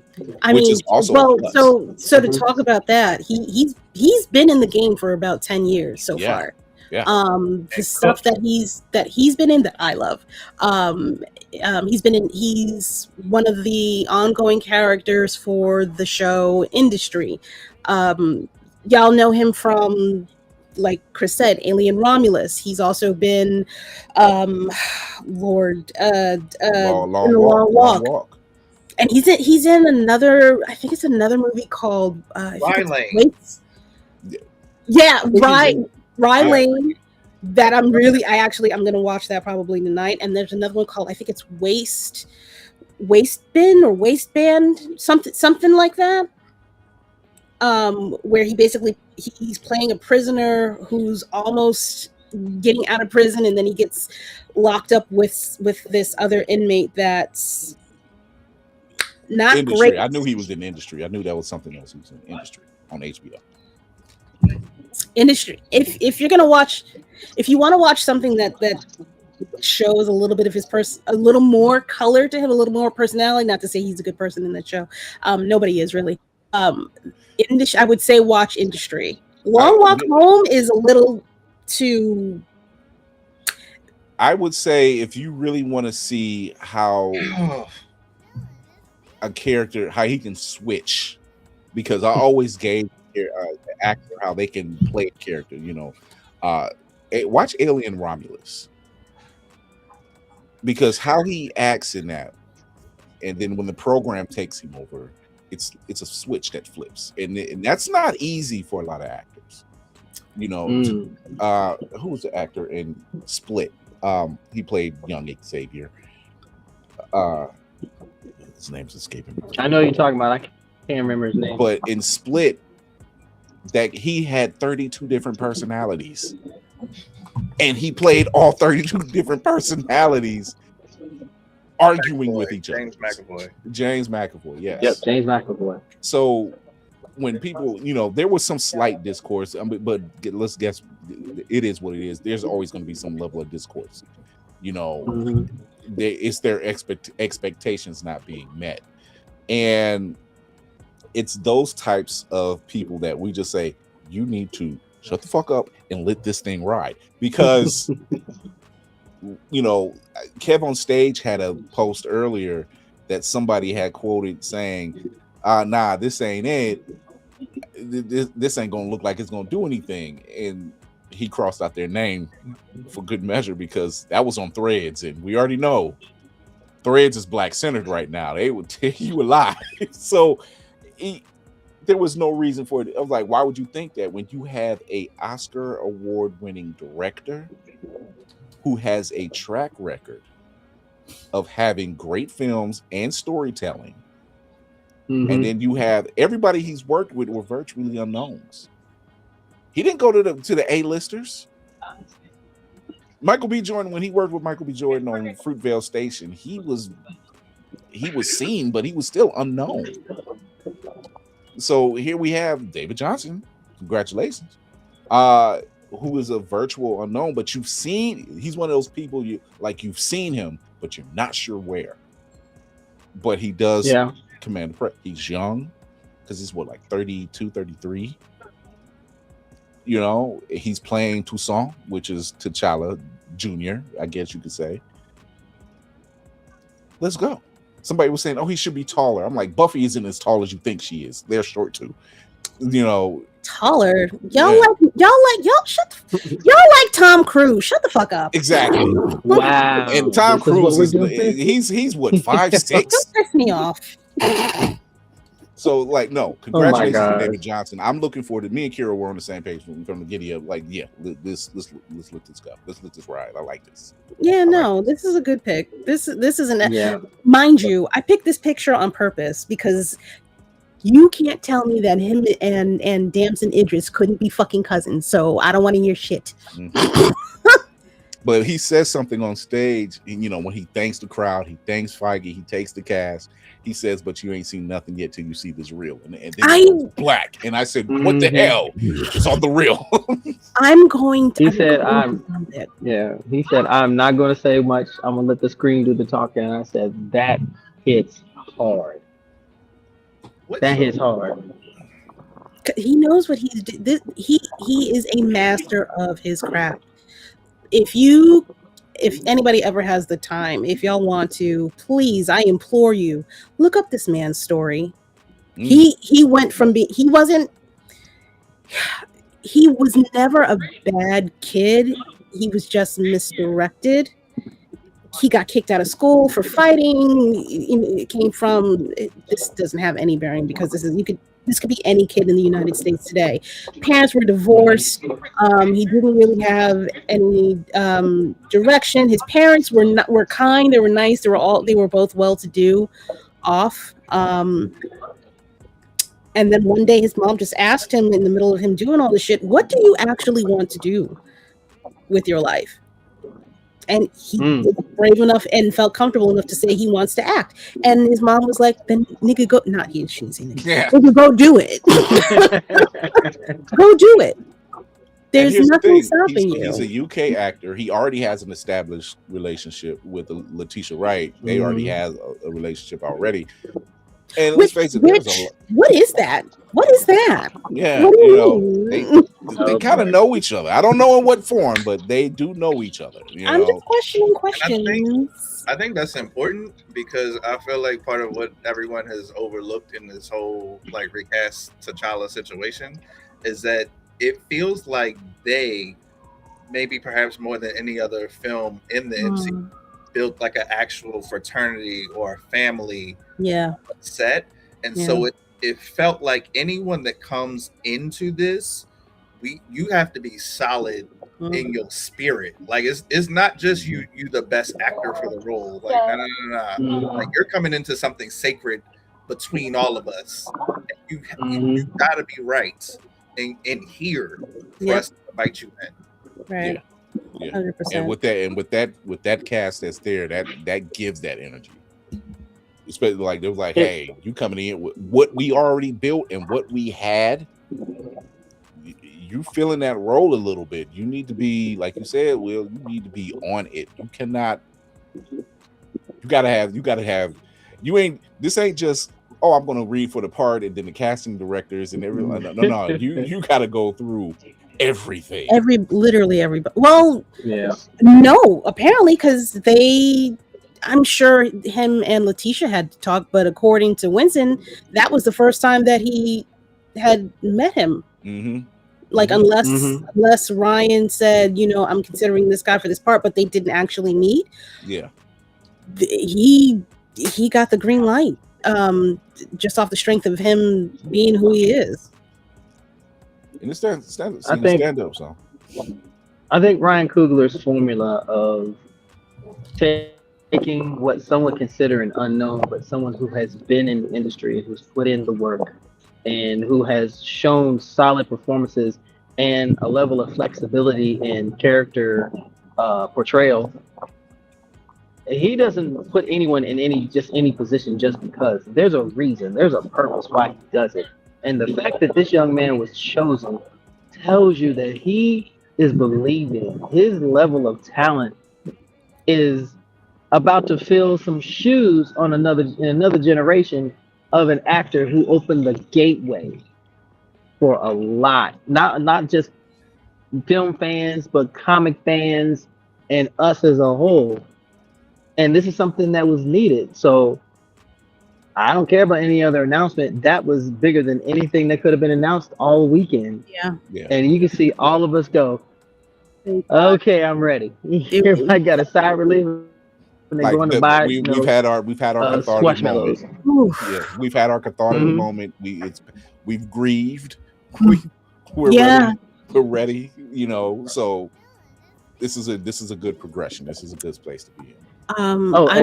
Before I go, I'm sorry because I'm not going to stay here too much longer because I have this first time I had a chance to sit, and if I don't move, it's going to be ridiculous. But I wanted to send love from Ebony Toussaint, from Stephanie Williams, from Scott Snyder, from Morgan Hampton, from Dr. Luana Richmond, from M-Shy, she was here. Early. Yeah. I knew that was gonna happen. That's why I turned the volume down. I was waiting for that. Definitely love from Bree and Keisha from Pink Riot, because them ladies put in work and they got accolades everywhere they went. Everybody was acknowledging them, and I know they were not expecting it, but I told them, you're going to get your flowers this weekend, so be ready. Absolutely. So this is only their second year, and they've been on 3 panels. 3. So that says something about you put in the work and you show that work. People are going to recognize it. And when it was at the 5-year anniversary with Megascope with John Jennings, the first thing he did was acknowledge them. And I couldn't have been more proud. And John Jennings gives you a nod, and then everybody else comes behind you and gives that nod. That means you putting in work. Yeah. So that says a lot. So I've had an amazing time. I definitely will be putting more stuff out, and I'll be doing a recap that's going to be all over the place. But there's some prizes coming for Room Full of Blerds and Blerds Eye View, and of course, Blurred Corner Combos. But I had to hop into my people, coming to you fresh. Wait for it. There it is. Can you see it? Hold on. Can you see that? They wrapped the front of the Hilton for American Horror Story 13, and yes, those are all bodies on that in that thing right over there. So, well, what a way to end it. Thank you, Navy. I appreciate you, man. No problem. I'll be doing a live later this week if I'm not too exhausted and not too overwhelmed. But to everyone who has sent me love during this time, I just continue to work to be worthy of that, and I want to put my people up and get my folks to shine. All right. Stay nerdy, stay geeky, stay sexy. All of you ladies. Safe travels, brother. We will see you home safe. Fine, if I must. All right, y'all. Thank you. Much love. I'll talk to y'all later. See you later, man. That's his home away from Homesies. Oh, I don't want to go to this is- California. this is- I don't want to go to California. Did this just run like an actual television production and we live on the set from San Diego? I don't want to go to California. Hey, Blur Station gets funded by the end of the summer. We'll be in California next year. Yalla. And God knows where else. Well, all right. So SDC news is done. However, there's more stuff to talk about. I'm going to try to run through this fairly quickly. I had the pleasure of talking to a gentleman this weekend. His name is Jean-Michel, and he is running or creating a database, kind of like an app, if you will, for independent comics and Black creatives. The website, if I can bring that up, is called blackcomicpreviews.com. I'm going to show you guys the website. I hope it is up right now. It's in the works. It's still small, but if you guys want to, you can definitely check out this website. There aren't a lot of users on it as it stands right now. As you can see, there's 309 titles. You have 309 icons. Those are your authors, your your authors, writers, artists that are listed here. You have your comic book stores that you can check out, as well as over 231 publishers. I believe those are self-publishers, as well as comic book publishing companies overall. This site is kind of amazing. It's kind of amazing. So you have all of these comics in indies, fella, that also won an Eisner Award this year. You have Crownsville, but you also have books that come from Black creatives, such as Marvel's Storm, Earth's Mightiest Mutant. All of these books are by Black creatives. If you do not know where to go to find books by Black creatives, I implore you to go to blackcomicpreviews.org. I love it. And the Soul Food Wars, I need her to write another book. I need a part 2. Their site is very solid, and I love the way it's set up. It's very streamlined. It's not a mess. It says what it is. Look, they've even got a back issues section on here. They've got manga separated from everybody else, as it should be. Let me see if I can go to view all. So you're not going to get lost in this. If you are a professional, though, they got apple pie. Okay, excuse me. If you are a professional, you are actually able to list your comics in here. That is whether you are a self-published comic book artist, creator, all the way up to if you're working for Marvel, I would assume. You can list it here. Can you read them on here? No.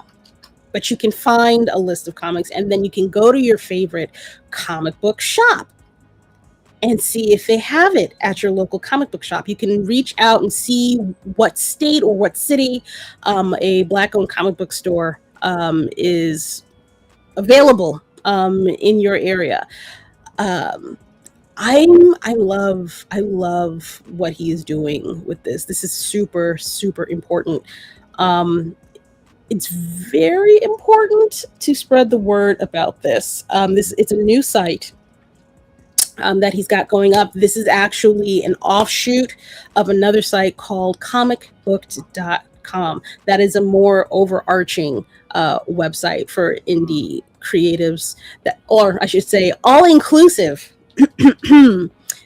for more than just your Black creative. Hey, thank you, Unc. Shimmy. I don't know what you gifted, but shimmy. Do the dance. If you guys are interested, by all means, please make sure you go and, like I said, check out blackcomicpreviews.org. That's .org, not .com. I made that mistake twice this morning. It was very frustrating. Everybody's human. You're allowed to make mistakes. I'm gonna actually have the Mr. Jean-Michel on the show next week so we can talk more at length about his goals for the website and his overarching goals for all Black creatives that are out here in this space, because we do not have a centralized location to find each other. So this website is extremely important. I hope more people hear about it and talk about it. It's important. Listen to me. I tell you things. I tell you things for your reason, for good reason. Okay? Okay. All right. Last thing before we go. Last couple of things. Last couple of things. Okay? You know what time it is. You know what? I'm going to do it. Here it is. We're going to do it real quick. And go.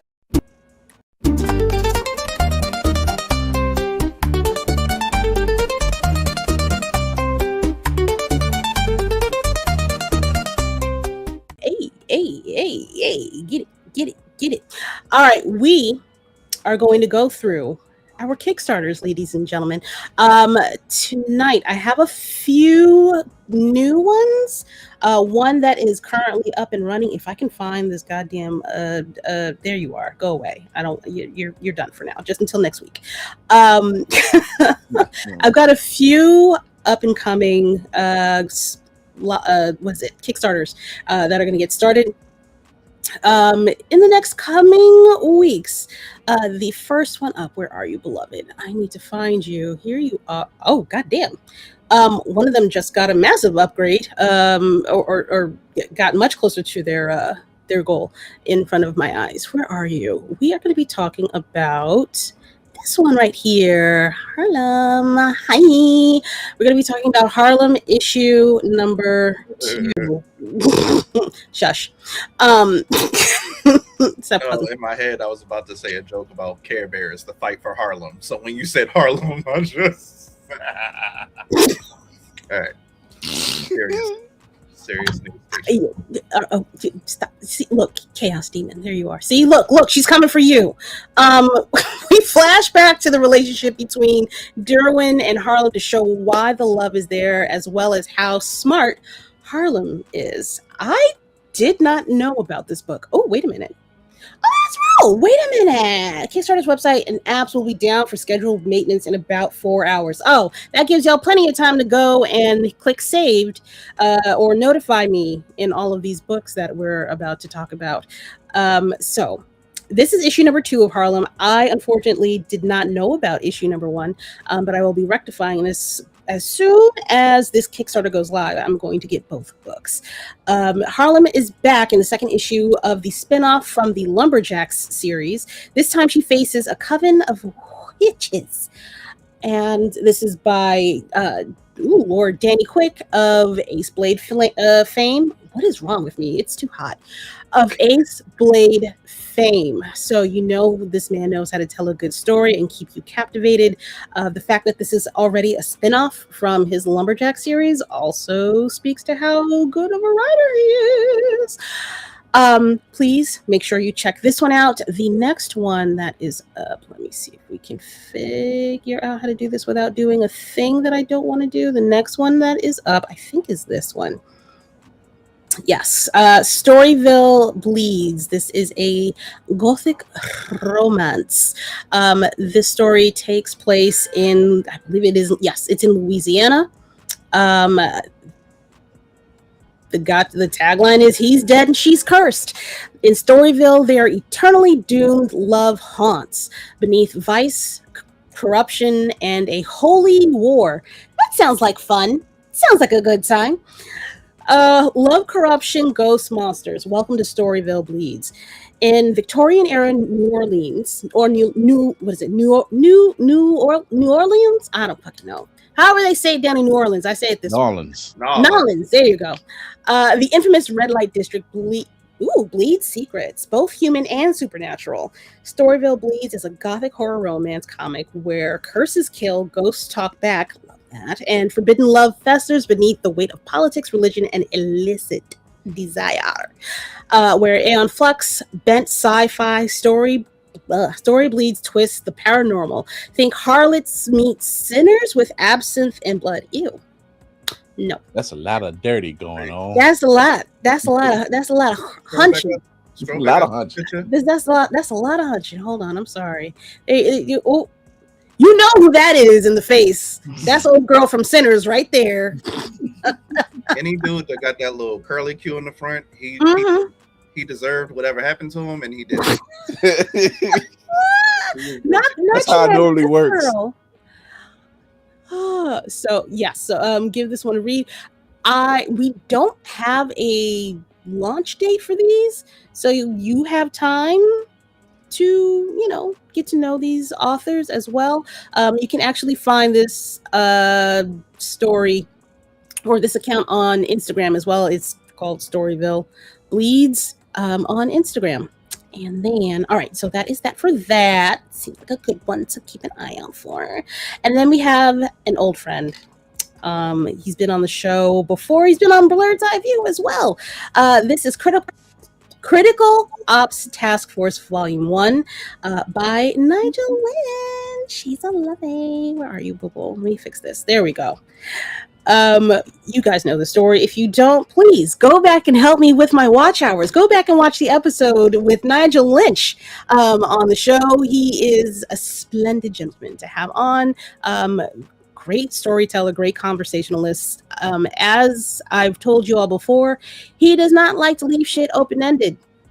This story will be this will be a story and it will end. You may get an offshoot of another character in another book. So get to know these 130 full color pages. Oh, yes. Always. No, this man, he be writing. For real. He just got a new puppy too. All he's got to do is get puppies and write books. That's all he's got time for. Critical Ops Task Force is a gritty sci-fi military thriller. And it reads as follows. War has evolved. In a brutal near future, elite mercenaries take on impossible missions for the highest bidder, where survival is never guaranteed and the truth is always buried.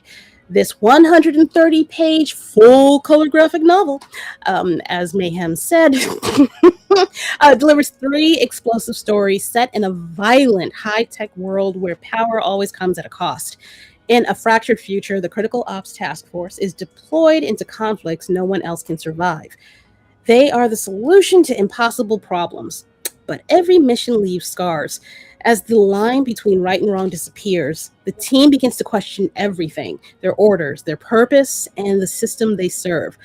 Are they saving the world or helping destroy it? Ooh, now he naked in the chair. Oh, I know you. Rude. I hope that. Ew, gross. Anyway, the 3 stories are The Prodigal Son, Stolen Salvation, Ruby Pixel, Control Alt Delete. I will let y'all read those taglines on your own in your own time, because you should go to the site and hit the save. See how it changed there? It's gonna look like that for you. So I need you to hit the button so that you will be notified on launch, and then it will turn to saved. Yay! Hooray! Look, and you'll get emails about updates on the project as well. I love this. I love Nigel's work. I love the artwork in it as well. It's very futuristic. It's really, really good.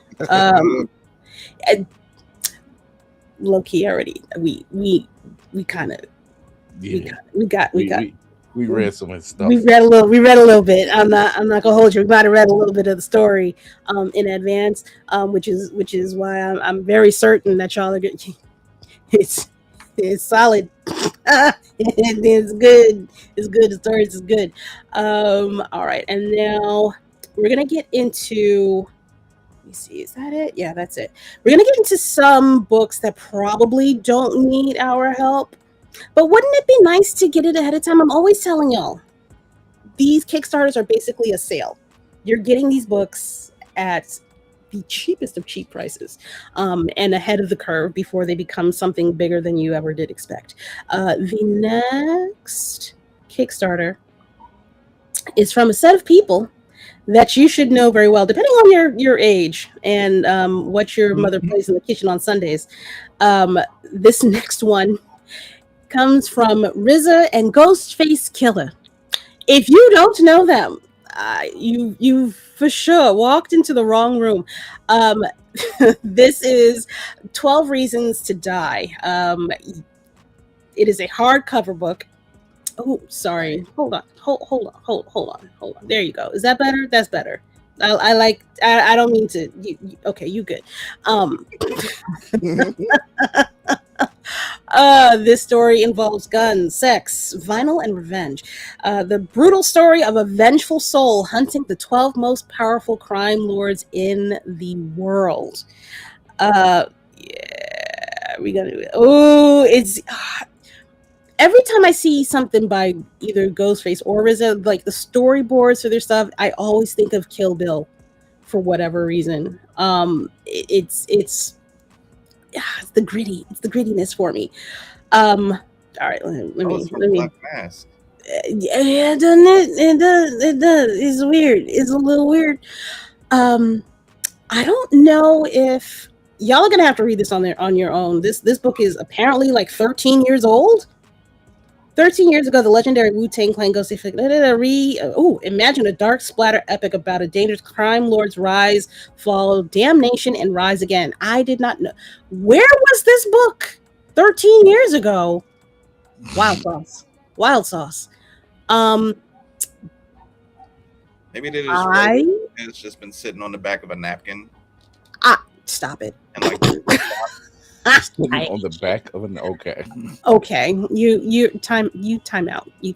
Wait a minute. Okay, they partnered with then fledgling comic writers Matthew Rosenberg of Punisher, 4 Kids Walk Into a Bank, Joker, and What's the Furthest Place from Here, along with Patrick Kindlin of Tigress Island, There's Nothing There, Gonna Leaded Gasoline. I don't know none of those books. I'm not gonna hold you. Who pulled together a murderer's row of comic artists. Good God. Jesus Christ. How many fucking people does it take to write that? That is a lot of motherfuckers on a book. God damn. The best part about what you were reading off just now is I didn't hear the comma in you talking, so I thought there was a book called Punisher for Kids. And I was like, nope, don't need that. Just... You know what? I would like someone to pick up the challenge. I would like a Punisher for Kids book. Look, if they can make the what was it, Superhero Squad, and Punisher shows up, and that was a kids cartoon, and Punisher was in a couple episodes, and I said, wait, they got away with that? Like he didn't do what you thought he did, but the fact that they managed to get Punisher in a Superhero Squad cartoon. I don't think I feel like it's a little that sounds. It's got a little Rick and Morty flair to it. I'm not gonna hold you. Yeah. A little bit, but yes, there are. Jesus Christ, 3, 6, 9. There's well over 15 artists that are involved in this book. That is bonkers. Yeah. If y'all are into it, you know, it was on the Jimmy Fallon Late Show back in 2013. If y'all are into that kind of thing, this is insane. Ooh. Okay, I don't think I'm allowed to show that on the thing. All right, we're gonna go back up. Yeah, RZA and Ghostface Killah, 12 Reasons to Die comic. All right, I'm getting away from this before I get in trouble. All right, that panel can't be in Punisher for Kids. What I do in my own time is fine, but I cannot expose the clean citizens of YouTube. Your brains being splattered across the screen. That just seems a little bit much. All right, saving the best for last.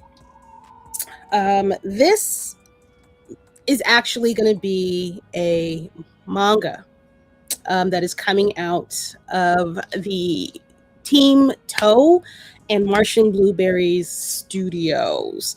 They actually have an animated series that they're working on for this book, but they wanted people to get a taste for the story before it actually becomes live on your TV or mobile device that you have at home. I'm gonna play. I have to play this. I'm gonna play the video that they have for this thing. That's why there's always an element of profound mystery in the problem of who am I. I miss you. What do you feel You gonna leave me hanging like that? when you say the word I? It's so elusive. I know you feel it too. Because what you are, Right? your inmost being, escapes your examination. Come here, Junie. And that's why there's always an element of profound mystery. Let's just vibe here. Together. JJ and Flytrap. Hey, bruh, that was a yellow light. It means speed up. And please turn this philosophical podcast shit off. It's depressing.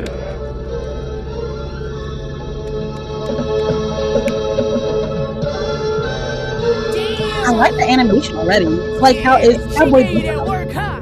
I mean, she gave you the business. No, she didn't. Okay, she was messing you up. Then what happened? Ain't no slow stream, that blood flowing, watching people pass like we coaching. Chucking Hail Marys by the post scene. Cemetery, them oxygen, ghosting. Ooh, posting. You like this? All that shit I seen, boy, I know things by any means. Touch a human being like my hamstrings don't get it. You still got a little ass whooping stuck in your teeth. Hold on. Hey, fine shit. What's up, baby? Add me on your Finsta, girl. Bang, shoot, bang, shoot. Will you please shut up and put your hoodie on? Bang.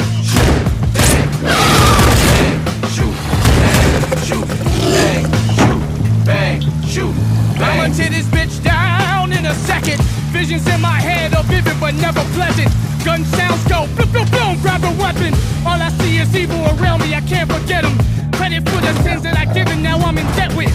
Guilty for the crimes I committed, I need a record. Good Lord, I'm saving my soul. Either be killed or a killer, I'm playing my role. This how the story unfolds. Shoot bang, shoot, bang, shoot, bang, shoot, bang, shoot, bang, shoot, bang, shoot, bang, shoot, bang, shoot. Man, what the JJ?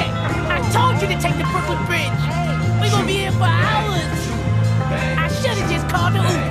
Shoot, bang, shoot, bang, shoot, bang. Okay. Like it. Okay.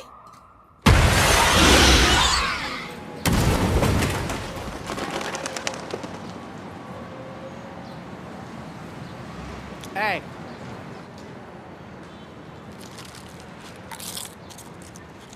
You need some help? Just shut up, Kappa. Man, you messing up the entire day.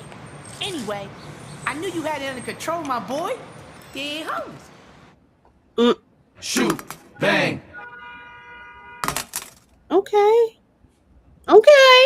It's like, I'm with it. what if you Hakusho was just some nigga shit?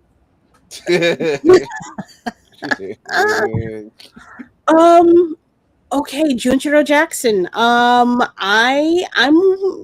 so for sure signed on for the animated series. I'm for sure with that.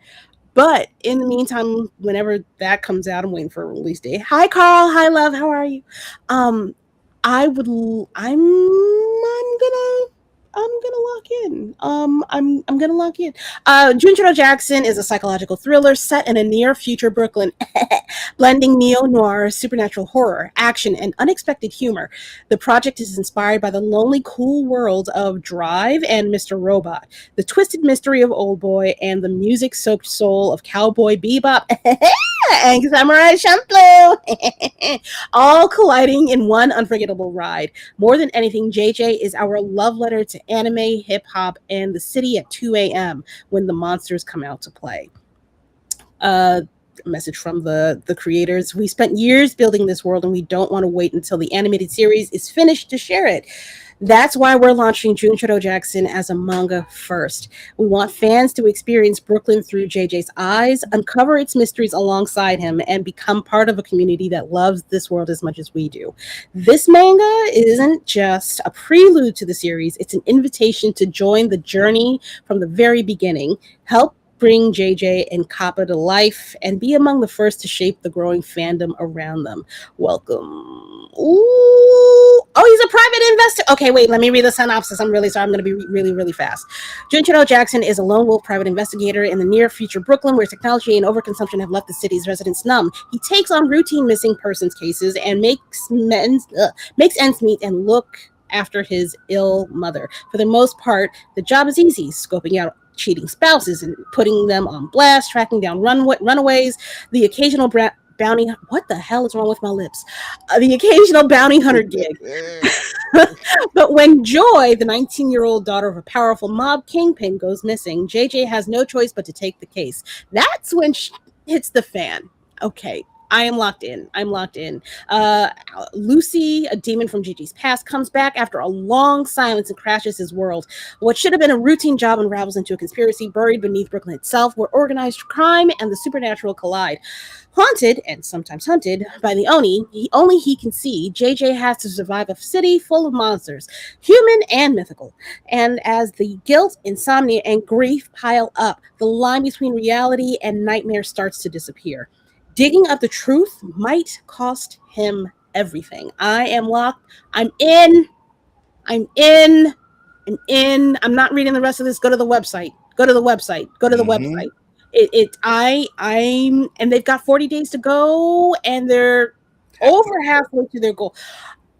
Okay, stop. Okay, wait. Stop fucking around. Just bookmark it. I'm not asking you to lock in tonight. I know this week for most of us is a pay week on Friday. I'm looking at y'all for Friday. You bullshit. Don't tell me you ain't fucking got it. I know you got it. You got Starbucks this week. I know you got this hoe. Okay, let's see. Let's run it down. What we got? What we got to do to back this project? Open. Okay, $10. Oh, wait, 65. Featured physical goodies set. Okay, all right. So you get you get stickers. You get an iron-on patch, and all the previous. Wait a minute. All the previous were okay. You could be if you really ain't got it, and you just want to say I believe in you. You could put $1 in the G-string. That's all they asking for up front. There's already $14 in the stripper booty cheeks right now. But if you want to do better, if you want to buy her, I'm sorry. Those cheeks can wait. They can. You got a $5 pledge. You've got $10. We have $35. We've got $45. $110. I am not asking you to give these people $110 of your dollars. 2 of them have already done so. There's $210 in their pockets. I will more than likely be doing the digital. I'm not gonna hold you. $45 is a lot for a lot of people, and that's fine. If you want to just do the art book because you want the art because you're waiting for the cartoon, anime to come out, bet. Ain't nobody looking at you funny. You cool. There are more levels to the pledges. I don't want to hurt my feelings, but we've got a 150. Ooh, God bless it. Wait. Ooh, bless it. Bless it up. We got a 155. We got a 180. We got a 220. What is hoodie? What is a hoodie? And a soft cover of a t-shirt, a keychain. Stop reading it. Don't talk yourself into it. I'm not. Shut up. Don't tell me what I can't spend. Okay, and then we got a 250. What you get with the 250? Exclusive signed manga page, one and done. No one else will have a duplicate. Oh, by JJ, and it'll be framed. Oh, it comes without frame. Wait, signed hardcover manga. Okay, $550 is a lot. I ain't got it. I don't expect anybody else to get it. But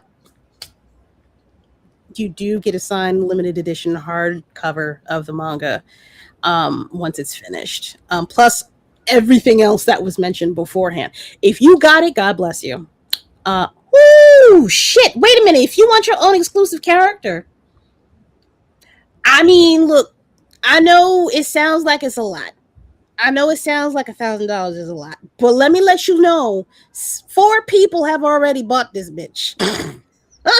4 people have already put money in on this. I personally would like to have, a custom character. I don't know.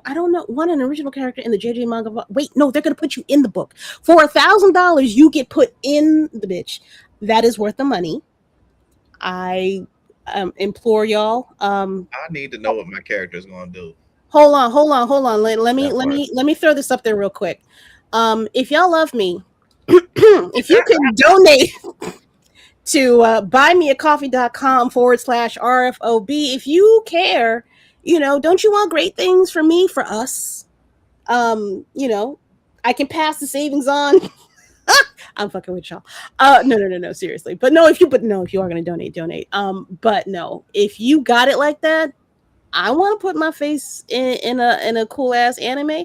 Anime manga. I wonder if you can kind of finagle to see maybe if they'll put you in the animated joints, because that would be nice. Oh, a consultation with creators, $1,500. Wait, what's a consult? Get a 1 hour of consultation with JJ creators. Want to brainstorm, get advice, pitch an idea, ask for help on how to kill an Oni. We can discuss anything, plus all the previous rewards marked exclusive. Dinner? What are you doing? Okay, all right. Y'all are gonna have to go to the site. Wait, now let me be nosy. Okay, nobody bought it yet. Okay. I was gonna say, who bought the dinner? How many people we going to dinner? What's the 10,000 level? 10,000. Oh, I mean, at this point, there's not much we can offer. I can't. There's not much we can offer. A huge thank you. So we would love to give you a special gift thanks. is crazy.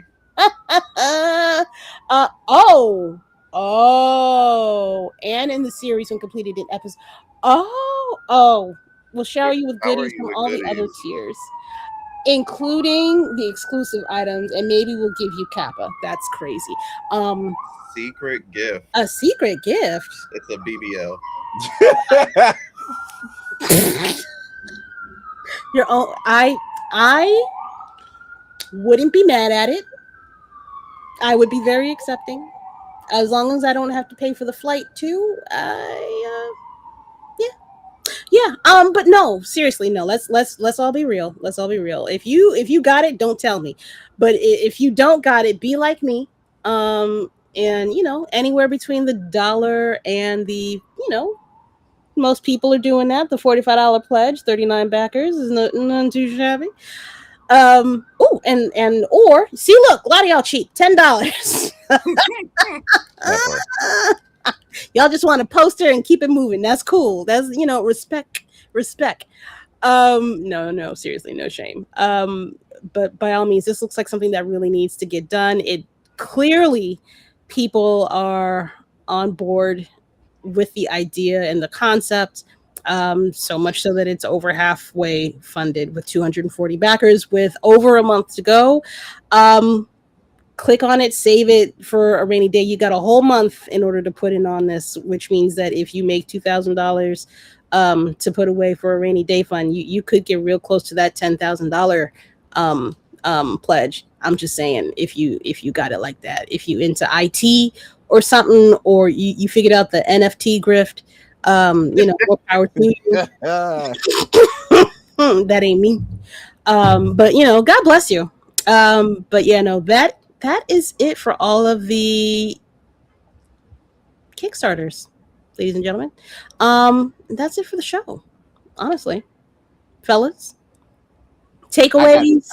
I got takeaways. Congratulations to the Eisner Award winners, and congratulations to Jamal Campbell, congratulations to Dennis Cowan and all many others. Congratulations to Stephanie Williams and Cody Ziegler and Morgan Hampton, because good Lord, thank you ahead of time. Yeah, your lines at the cons are going to get exceptionally longer next year.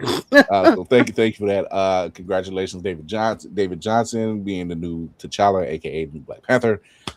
Looking forward to that, and just genuinely be nice to people. What I've seen from San Diego Comic-Con, just from everybody's posts and everything else, my wallet is probably going to hate me, because good Lord, there was some things I said, Jesus, that absolute Batman has a lot of articulation. I need it now. But no, it's always fun seeing others have a good time in this space, and it makes me appreciate that 10-year-old me even more, to be like, yeah, do that thing that you said you wouldn't do. That thing. Don't be the adult and be all stuck in the mud. enjoy the fun stuff. Please. And I do. I enjoy the fun stuff. The fun stuff is what drives all of this and puts us in better positions. And yeah. Shout out to Navy for doing our man on the street type of position. Yeah. I thought his phone died. I'm not gonna hold you. I thought his phone was down. I was like, oh, Navy can't make it. All right, well, either he's got a basket or the phone died. But no, he's just out there having a good time hanging out in the halls. Young William, do you have anything you'd like to? Takeaways. The diaspora wars about David Johnson are stupid because everyone's favorite pick, Damson Idris, also not from here. Correct. Thank you for saying it. That suck in all your ignorance, please. Stephanie Williams makes me feel like a inadequate human being because she's somehow able to write 23 books a day, and I get up at 10 a.m. What else? Lord, wouldn't you hate it if she got up at 10 a.m. too? She was like, that would be she was like, well, I get up at 10 a.m. too. Well, thank you for the vote of confidence. Excited for Vixen, excited for Static, excited for Steel. What else was there? That thing you just played, JJ, that looks crazy. Yeah. I wish that was ready tomorrow. That's prime Toonami. Yes. Toonami needs to come to air that. Like that'd be life. Isn't Toonami still alive? It's still alive. It's still alive. It's still alive. Toonami still alive. However, I feel like Carl is probably not gonna want to play with them no more. They might be still might be a little sad, especially with the whole Paramount Warner Brothers mess that they got going on. Maybe they don't. Maybe they do their own. Carl, we might be reaching back out to you as Blerd Station. I mean, you could do that too. You could. We play nice with others. Mm-hmm. So. Oh, and good job, Marvel, getting Ryan Gosling. You don't need to get the personal trainer that gets everyone abs. He's already got them. So. Yeah. Pre-installed. San Diego Comic-Con 2026, known as Ryan Con. Because Lord, it was Ryan Coogler, Ryan Gosling, Ryan Reynolds. The 3 Ryans. The time of Chris's is over. How the mighty have fallen. I'm gonna have to change my name to Ryan. Oh Lord. I'm really excited for the first time ever on this show. This may be the last time this year I say this. I am extremely excited for what is coming out of DC. I'm extremely excited for what's coming out of DC. The potential. I am too. I will wipe this from the record if anybody ever repeats what I just said. It never happened. With that said, everybody, like Chris said, please be nice to one another. Please do not give in. I saw one final thing. Indie comics are supported by Black people. Okay. It is out here. You can go to the Kickstarters that I just showed y'all, and for $22,000 worth of support, you can get some good shit out here. People are out here in the internet streets buying and supporting new things made by Black people, new ideas, new potential movies that come with their own storyboards pre-installed called comics. We're buying them. I do not like that narrative coming out of people's mouths. There's a lot of narratives I'm not liking, and I'm just like, I don't know what's. Yeah, no. Eat a dick. Rant. And may it be flaccid and forever chewy. So, with that said, ladies and gentlemen, thank you all for being here tonight. Will, Chris, thank you guys for popping in for me. Always. I appreciate y'all forever and ever. Amen. I think naked bridge and all. So yeah.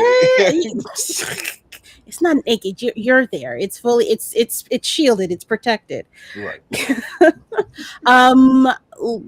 All right, y'all. I will see y'all next week. Same time, same bad channel. We will be talking about Spider-Man with spoilers. I don't want to hear shit from no fucking body. If you don't see the movie by Sunday at 7 p.m., you're a hoe. I love you all. I hope to see you guys next week so we can talk about all the fucking shit that they didn't show in the trailers and they managed to keep secret. Sadie Sink is not Jean Grey. I love you all. God bless. Have a good night.